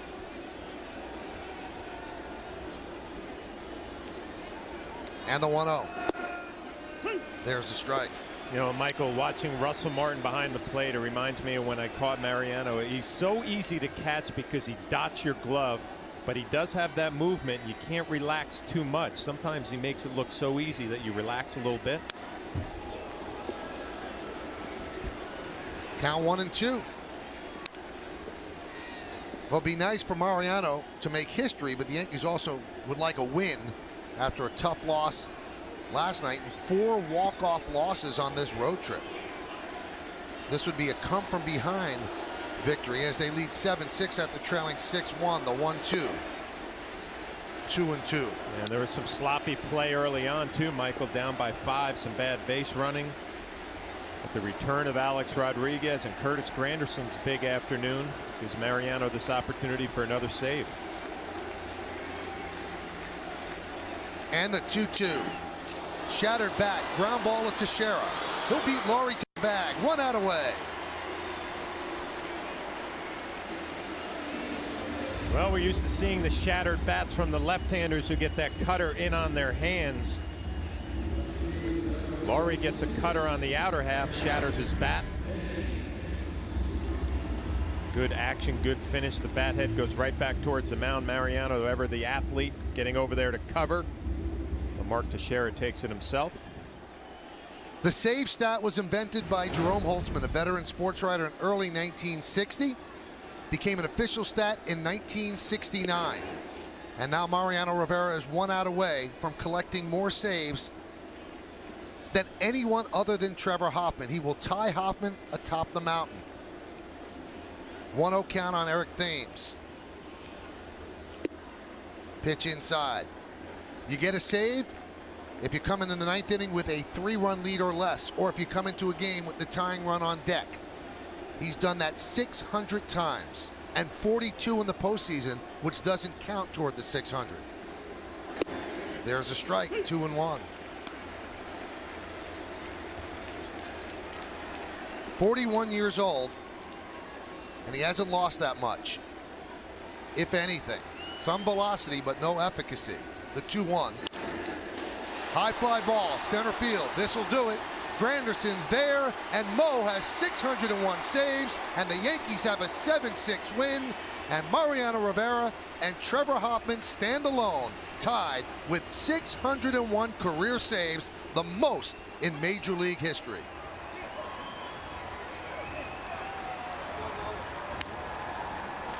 And John, he got 601 the way he got most of the other 600.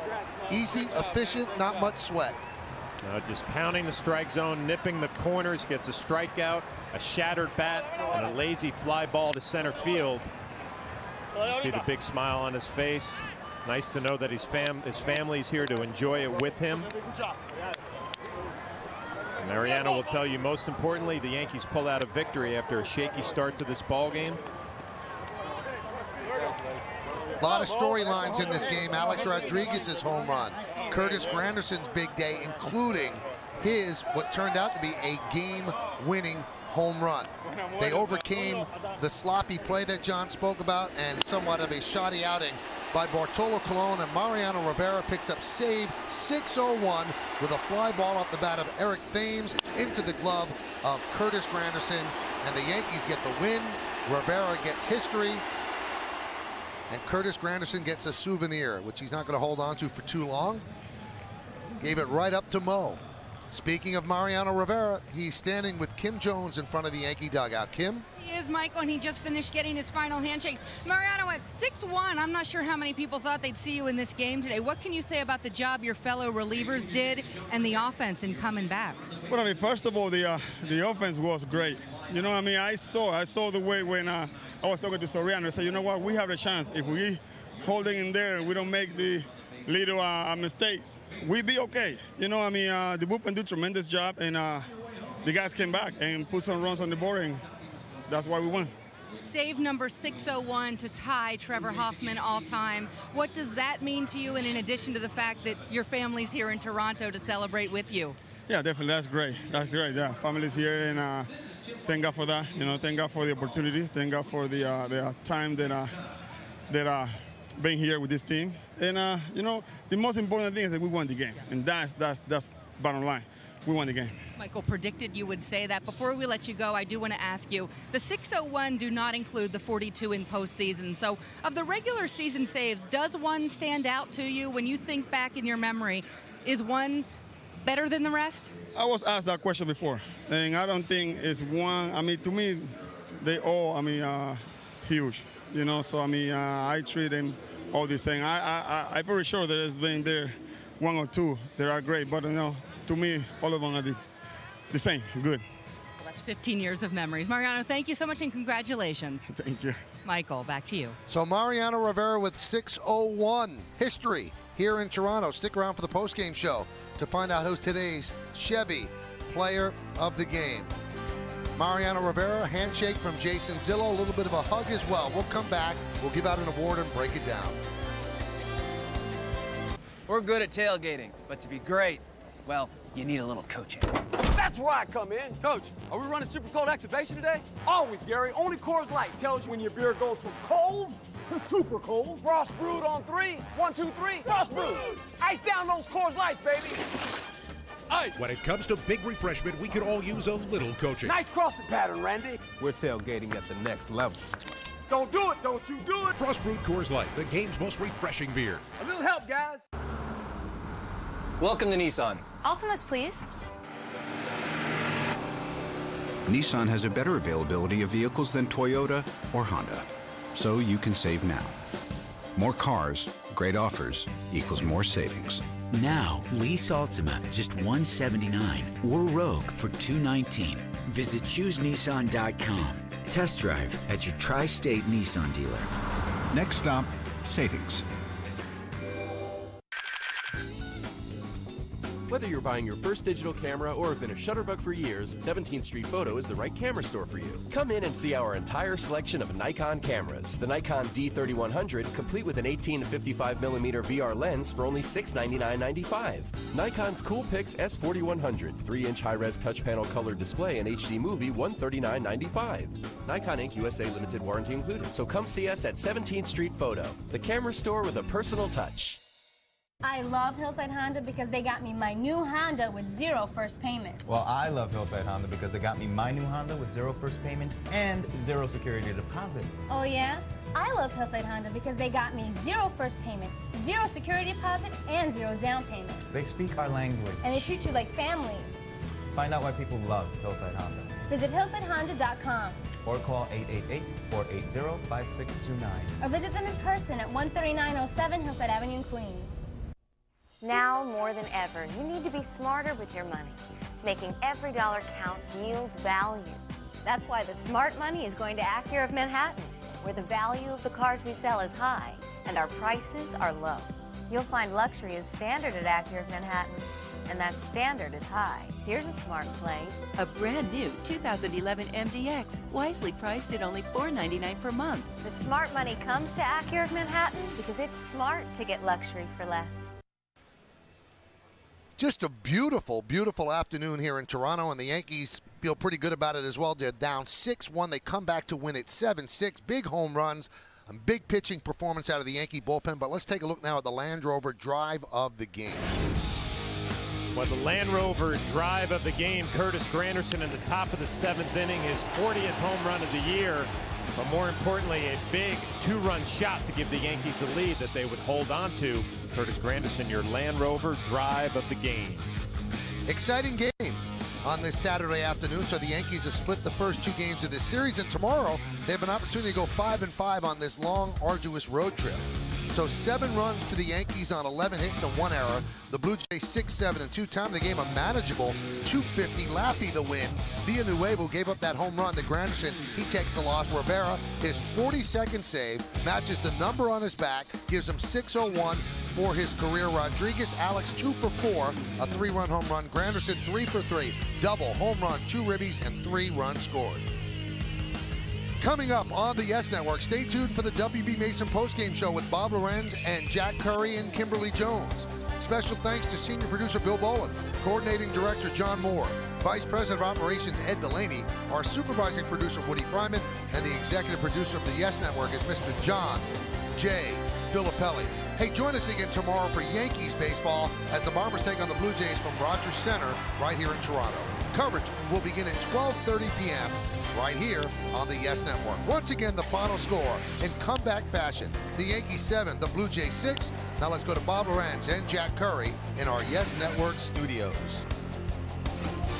Hey, great to have you with us here on the WB Mason postgame. A 7-6 Yankees win, and for perhaps that final shot from Rogers Center fitting because Mariano Rivera, in picking up the 601st save of his career, is our Chevy player of the game. And Mariano, 42 saves, and he made this one look just like a lot of the other ones, Jack. Very easy, 1, 2, 3 in the 9th. Right, a microcosm of how many of the career saves that he has. 1, 2, 3. He gets a strikeout. He gets a broken bat in there. And then after he gets the save, you don't see any crazy gyrations on the mound. You don't see him pointing to the sky. He acts like he's been there before because he has 600 times before today, making it 601. I'm guessing you won't see that after 602 either, certainly. Don't know whether it will come at Rogers Center tomorrow in the series finale or maybe back at the stadium. That remains to be seen. What did stand out today, though, Jack, after just 5 hits yesterday for the Yankees, there were a lot more of them, 11 of them, and I don't know whether it was the reinsertion of A-Rod into the lineup in the 5 spot, whatever it was, he got a couple other guys going, including Curtis Granderson. Right, these 2 guys getting it started. How about Curtis Granderson starting his day with a bunt single? And you hear people saying that sometimes. How do you break out of a slump?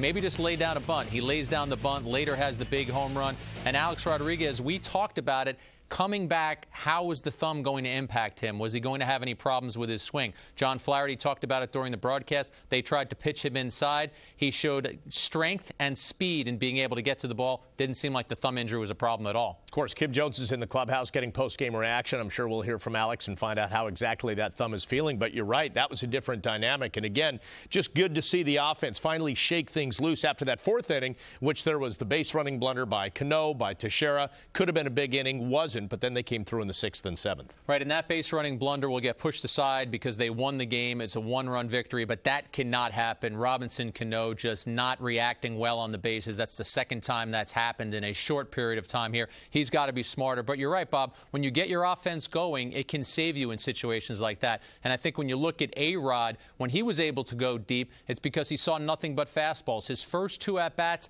10 fastballs. Gets up in his third time. What do you think he's going to do? He's going to look for a fastball. That's what he did, and he went deep with it. All right, a lot more to talk about here on the WB Mason postgame. We'll take a quick break. When we come back, we'll talk more about how the Yankees got back on track with a win today, a split so far of the series, 1 win, 1 loss, and Mo making a piece of history. We'll talk more about that coming up. The Yankees postgame show on Yes is presented by WB Mason. For office furniture and supplies at amazingly low prices, who but WB Mason? I'm here talking big plays with WB Mason. Yes. Watch this lady. First, she makes a great pitch. Looked like a slider. Then she calls WB Mason to order more Hewlett-Packard toner. I'm calling about toner. That is a great play. Right. Nobody beats WB on HP. In fact, we have such a great selection, we had to find some extra space to store it. Hey, who did this? I have no idea. Who but WB Mason? Enjoy your new Toyota, Mr. Manning. You know, we're playing the sports grill next door for the flag football championship this afternoon. That one with the Philadelphia banner in the window? Yeah. This is gonna look great on my mantle. Your mantle? It's a great time to sign, because right now you can lease a RAV4 for $199 a month, or lease a new Highlander for $279 a month, or get $1,000 cash back. Toyota, official vehicle of the New York Giants. Ever feel like you're missing out on mobile internet because smartphone plans cost too much? T-Mobile's here to help. With America's largest 4G network, Facebook, gaming, entertainment, T-Mobile gives you all this for just $49.99. Introducing T-Mobile's best plan ever. Unlimited data, talk, and text. 2 lines, just $49.99 each for a limited time. From America's largest 4G network. T-Mobile. Check out our latest 4G smartphones like the HTC Sensation and the MyTouch 4G Slide. Every luxury car claims to be somehow greater than the sum of its parts. But how about one that's smarter? The Lincoln MKZ, named most dependable car in its class 2 years running by J.D. Power & Associates. Now, take advantage of exceptional offers on the MKZ. It's not just luxury, it's smarter than that. Hey, be sure to stick around following our post-game show for the latest edition of This Week in Football presented by Geico. Gordon Damer and the guys break down all the action from Week 1 and get us set for Week 2 in the NFL, plus interviews with Jets cornerback Darrelle Revis, Giants safety Antrell Roll, Rams head coach Steve Spagnuolo, and Jaguars running back Maurice Jones-Drew. And we're back once again on the WB Mason postgame. Yankees scoring 6 unanswered runs today, in Toronto to win it 7-6. And Mo with a little piece of history. Jack and I have the full game highlights for you now. They are presented, as always, by Lincoln. And we'll start with Bartolo Colon getting in some early trouble. Bottom of the second, 2-on. Colby Rasmus finds the gap in right center. Adam Lind will come in to score. And that'll put Toronto on the board first, 1-0. 3 batters later, Jose Molina continues to hurt his former team. Drops one down the line and left and into the corner for a ground rule double that scores Rasmus. And at this point, it's 3-0 Jays. Next man, Mike McCoy, lays down a bunt. It's down the first base line. He'll be tagged out by Tex. However, the run scores, and the Jays are up 4-0. Now, top of the fourth, that base running problem. Nick Swisher starting things off. Shot to right center that Colby Rasmus actually gets to. Right, I think Cano thought that this ball had right center field gap written all over it. Terrible base running mistake by him. He dashes before he realizes that the ball is caught. He passes Teixeira on the bases here. We see that Teixeira was tagged up. Cano passes him. That's a double play. They don't even have to throw the ball to second there. That hurts the Yankees, and it's not the first time that Cano has hurt the Yankees on this road trip with a base-running blunder. Here on September 13th, Montero hits this ball to center field. Cano simply forgot how many outs there were. He was doubled off on that play. As elite a player as he is, Bob, these are blemishes on his game. He's got to tighten those up. All right, so Cano in a big spot there, not taking care of business. Bottom of the fourth, 2 on, 2 out. McCoy opposite way off Cologne. And that ball going to bounce up and off the wall. Rasmus and Lowry will score big 2-out hitting there as it gives the Blue Jays a 6-1 lead. Then the Yankees begin to chip away. And top of the sixth, Alex Rodriguez gets a handful of those runs back. First pitch from Alvarez that he sees and gone. 3-run home run, his 16th of the year, gets the Yankees within one, 6-5. And then Curtis Granderson in the 7th putting together a tremendous at-bat. Right, this ends up being a 12-pitch at-bat, and we're going to show you all 12 pitches here. The first pitch was a fastball that was a ball. He comes back with another fastball, and Granderson swings through it. It's a curve for a ball, so now he's ahead in the count, 2-1. Then swings and misses on the changeup. Now get ready for the foul ball brigade. There's 1. There's 2. There's 3. He's just going to keep on going here. That's the 4th foul ball with 2 strikes. That's the 5th one. He takes that one off his helmet, but he's able to regroup. That's the 6th foul ball. That's another changeup. And now that's a curveball that he fouls off. And the deeper the at-bat goes, the more it favors Granderson until finally he hits that changeup, Bob, over the center field fence, his 40th homer, putting the Yankees ahead 7-6. And Jack, he really had to go down and get that pitch. He really did, and it just shows you, again, how good an at-bat this was, to be able to extend the pitcher. And as you said, that wasn't a terrible pitch. Granderson, a smart hitter, and hitting it to the deepest part of the ballpark. So the Yanks have the lead 7-6, 6 unanswered runs scored, and then Mo comes in to close it out bottom of the 9th, got the first 2 outs, and then gets Eric Thames to lift one out to center.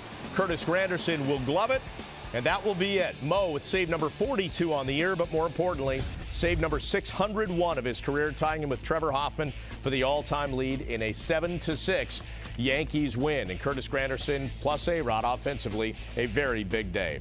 So let's take a look at our Toyota leaders, and we find that on the all-time saves list, Mariano Rivera and Trevor Hoffman stand alone and stand together at number 1. But that will only last for as long as Mo stays off the field, because once he comes in and gets save number 602, he will certainly, again, then stand alone. And not surprisingly, in the way he's done things in the postseason, it's hard to argue that he is the greatest closer of all time. Right, I think he is the greatest closer of all time. And we've said a couple of times here, Bob, by him getting that all-time saves record, it just is the appropriate thing that when you talk about closers and you attach the save to their name, that Rivera should be the guy who is on top of the mountain. John Flaherty talked a little bit about it in the 9th inning, just how seamless that delivery is. And I know from talking to Herb Rayborn, the scout who signed Rivera, for all of $3,500. How about that for a great signing? He said the reason that Rivera jumped out at him when he first saw him as a kid in Panama is just how fluid everything was. He said even just warming up, said everything looked right with the way this kid threw a ball. And really, this game turned out to be 2 games within a game. Early on, all about the Blue Jays and the Yankees struggling, but then second half of the game, certainly the Yankees succeeding, and Mo wrapping it up with that historic save. Let's hear from the skipper now, Joe Girardi, in the manager's report, brought to you by Geico. You know, after the first 4 innings, it didn't look too good. And then you get the big 3-run homer by Alex, and all of a sudden you felt like, uh-oh, you know, we got a shot here. And we had some opportunities early and had a mess up on the base pass. But the bullpen did a good job. I mean, you look at the job that Proctor did, Laffey, and then Noesi. Soriano, his 4th time in 5 days. I mean, a gutsy performance, and then Mo to shut it down. It's a great win for us. That seemed like a pretty representative save for Mariano 601 with the broken bat, strikeout. Yeah. Had a little of what we've mostly seen from him, it seems. Yeah, it's pretty much what Mo's done his whole career. Broken bats and some strikeouts, and you know, I think he got a fly out to center the last out. But God, what can you say about Mo? What can you say as he ties Trevor Hoffman? He refers to 602 as the big one, yeah. But to move into a tie today. Well, you know, 602 is the big one because I think it just puts the stamp, the final stamp on that he's the greatest closer of all time. I don't think in this room we have any question. And as I said, I don't want to take anything away from Trevor Hoffman. But when you've been around Mo as long as I have, we've seen a lot of special things. That turned into a pretty big 7th inning for Noesi. Was he your your seventh inning guy today, almost no matter what. Yeah, and I didn't even know if we would have Soriano today. He could have been the eighth inning guy too, or I could have mixed and matched in the eighth inning. But just an outstanding job on his part.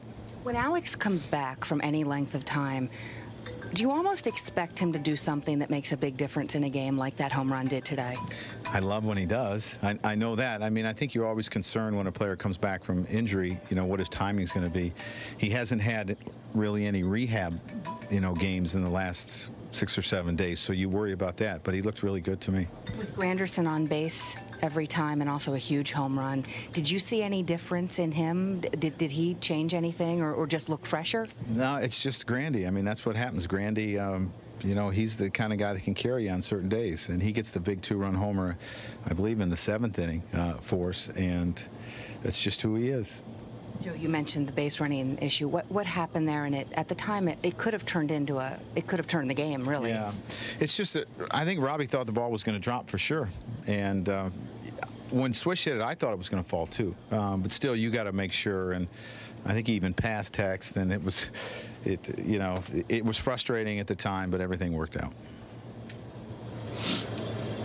Joyce, a pretty muted celebration right at the end there with Mo versus the one the other night. I think everybody's looking forward to the next one. Yeah, I think the 602 is the big one, and I think 600's it's a milestone anytime you hit a 100 mark. So I think the next one will be the real big one. Joe, with Colon, we only saw 4 innings from him today in a limited pitch count, and obviously they did their damage. But do you have any suspicions that he's running out of gas a little bit? I just didn't think he used a sinker enough today. So that's what I saw, the issues early on. And then he seemed to do better in the 3rd and got in trouble in the 4th. Is he running out of gas? I don't know. I mean, we've seen a pretty good start the other day in Anaheim, so it's hard to say. You said that about the sinker in other starts, though. For a veteran like that who knows that's his money pitch, why would he go away from it? Well, he didn't go away from it away from lefties. He went away from it a lot from into lefties. And that's where he got in trouble. And, maybe he just didn't feel comfortable throwing it today. Sometimes it's hard to figure out, why guys do certain things. Sometimes it's just a comfort factor.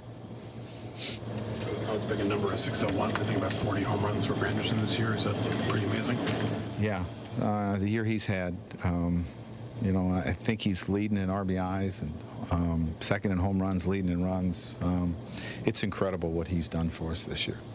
All right, so Joe, wrapping up by talking about offense there, let's go back to the start there in Bartolo Colon and what you saw from him today. Girardi kind of explaining it there, what he saw, maybe less sinkers, and maybe that got him out of a pattern that he wanted to be in. Right, and those are pitches, as Kim Jones pointed out, that is what has gotten Colon to this point. When he's able to use that 2-seam pitch, that's been the pitch that has been so effective for him. But you look at these numbers today, Bob, there's no way to sugarcoat it. I mean, this is a very disappointing outing by Colon, who maybe has 2 more starts left in the regular season. The Yankees thought he had hit a new stride in his last start because August was really bad for him, and the first start in September was another poor start. But again, he just was not effective today. The Yankees are able to sort of push it aside because the offense came through. Bullpen didn't allow a hit. But again, Colon is a guy who they need in the postseason, and off what he did today, they should have some concerns. Yeah, they saw flashes of it today, but they're used to seeing it very consistently through 7 or even 8 innings. Now, in the meantime, Kim reporting in with some news just a few moments ago with the fact that there'll be a little switch up on the Monday pitching position. Freddie Garcia going in the series finale tomorrow, and then Phil Hughes was expected to start Monday, but he's got some back spasms, Jack, so A.J. Burnett's going to get the ball. Right, Burnett gets moved into that slot, and this is probably why when we've asked Joe Girardi repeatedly, so who do you think is going to be in your postseason rotation? He'll say, well, first of all, we got to get there. Then we got to see who's pitching well, and you also have to see who's healthy. So we're not sure how big a deal this is with Hughes. The news just came down within the last few minutes. But again, we're getting towards that period where guys have to show the Yankees a little bit something to vie for those potential postseason spots. And whatever is going on with Hughes, he's at the very least not going to pitch on Monday. We don't know how soon after that he'll be available. All right, if any more news is available, we'll get it to you. Meantime, we're going to take a break, and when we come back, more reaction from our game in Toronto as the Yankees rally to beat the Blue Jays 7-6.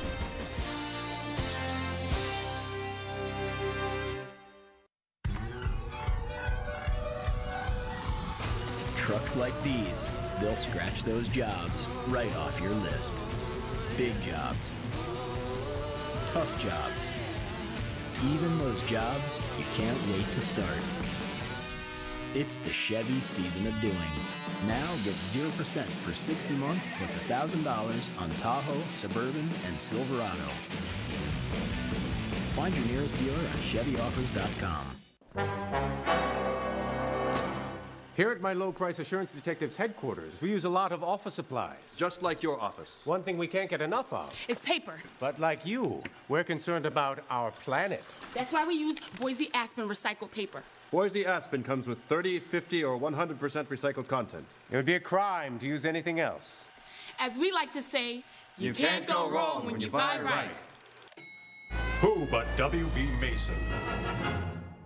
Meet the Mazda 3 4-door, 5-door, and the one and only Mazda Speed 3. No other car in its class looks like it, feels like it, or most importantly, drives like it. This is a car worth driving, and that's the only kind of car we build. We build Mazdas. What do you drive? Now, get the Mazda 3 for just $149 a month.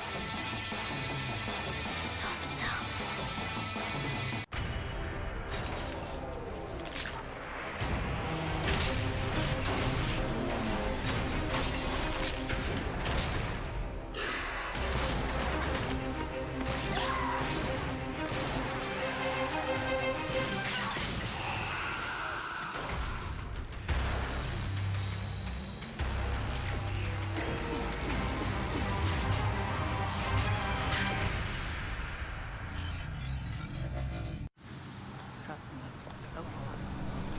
I put a spell on you. Buick Enclave. One look will change your view of luxury. See for yourself why thousands are changing to Buick every month. Now get 0% financing for 60 months, plus get $1,000 cash allowance when you purchase a 2011 Buick Enclave.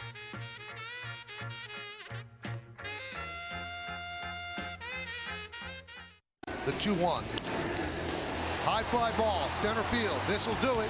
Granderson's there, and Mo has 601 saves, and the Yankees have a 7-6 win, and Mariano Rivera and Trevor Hoffman stand alone, tied with 601 career saves, the most in Major League history.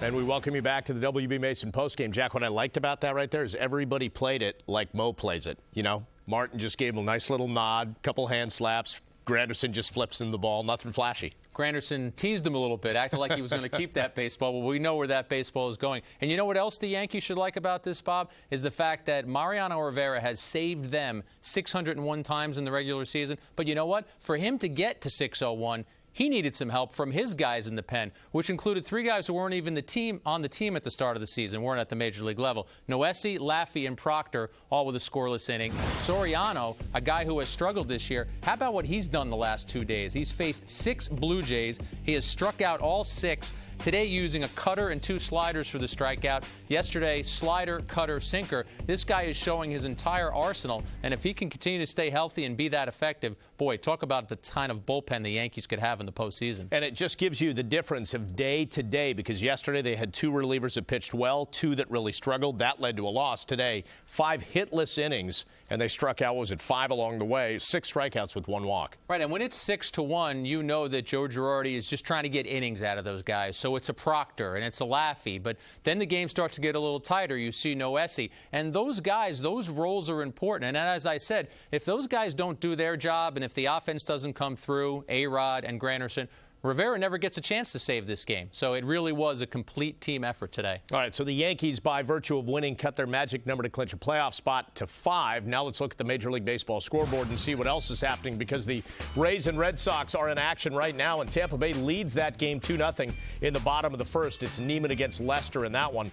Cleveland earlier today beating Minnesota 10-4. Chicago over Houston in the National League 2-1. Mets and Braves just underway. And then later tonight with playoff implications, St. Louis and Philadelphia and L.A. and Baltimore.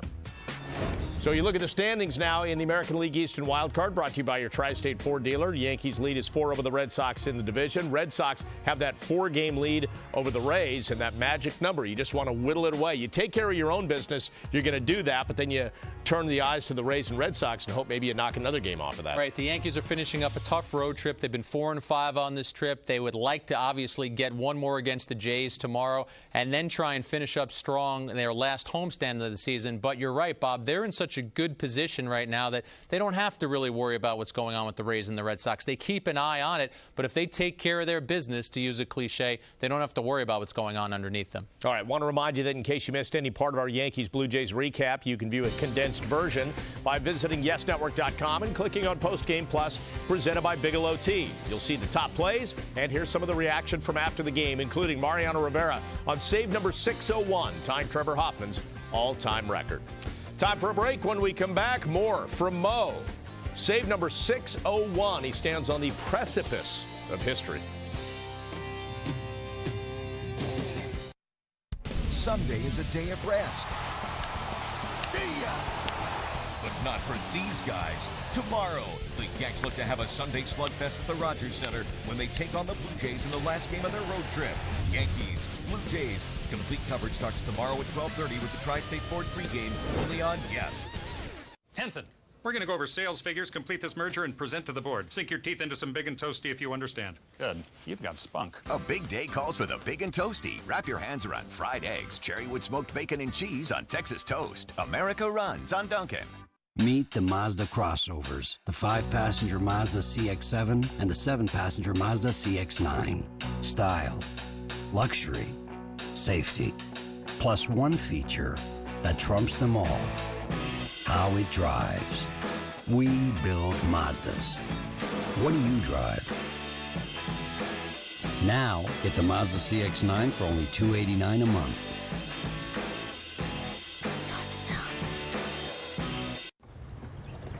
How about that one? Fall is here, and so is Dunkin's delicious new hot and iced apple cider. Pick yours today. America runs on Dunkin'.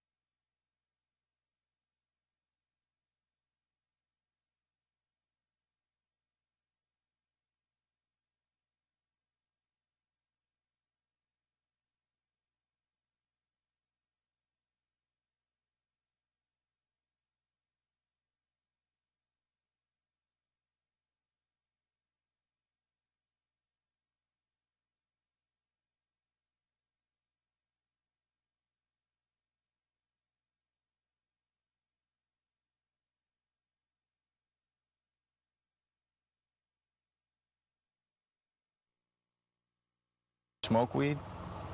All right. What about the little baggies you got packaged in there? What's that about? I smoke weed, bro. You got the felony charges on you already. If there's something that you want to do about that, you have to give us something. It's an exchange system. I did wrong, bro. Nobody else ain't do wrong, bro. Why tell them somebody else, bro, they ain't do wrong, bro? I did wrong, bro. You know what I'm saying? All right, Adrian.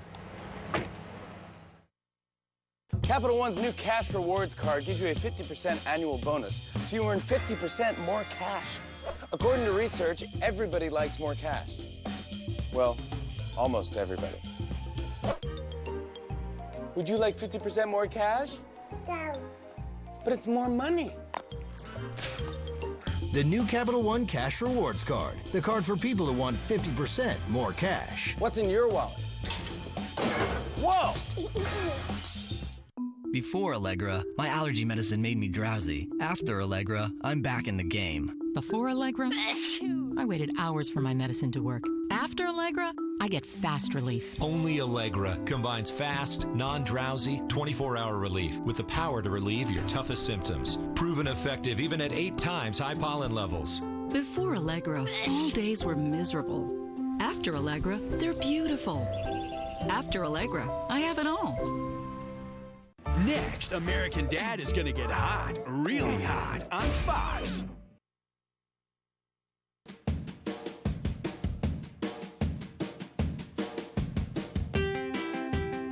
Tailgating season is here. Time to fire up the grill and cool down the spending. This week, get ground chuck for $2.99 a pound. Johnsonville brats are just $3.99. And 2 12-packs of any My Essentials Cola are only $5. Mark your calendar to save on Game Time Grilling. Sweet Bay Supermarket. Live fresh for less. Hi, I'm Casey Ruggieri. Don't recognize me? You wouldn't. I'm not famous. Toyota doesn't need celebrities to sell their cars. They'd rather let the owners do it. I love my Corolla. It's so dependable. I mean, who wouldn't want one? I can't think of anyone either. What should your next car be? Let a Toyota owner help you decide. There's no better time to lease the 2011 Corolla LE for $159 a month plus $500 customer cash. Need new furniture? Kick off football season at Badcock with name brand TVs starting at $198. And give that new TV a home with great deals on consoles and entertainment centers. Save over $170 on this 7-piece queen set at Badcock's Sleep Better sale. Save up to $120 on this 3-piece living room set. And Badcock now carries Dell laptops starting under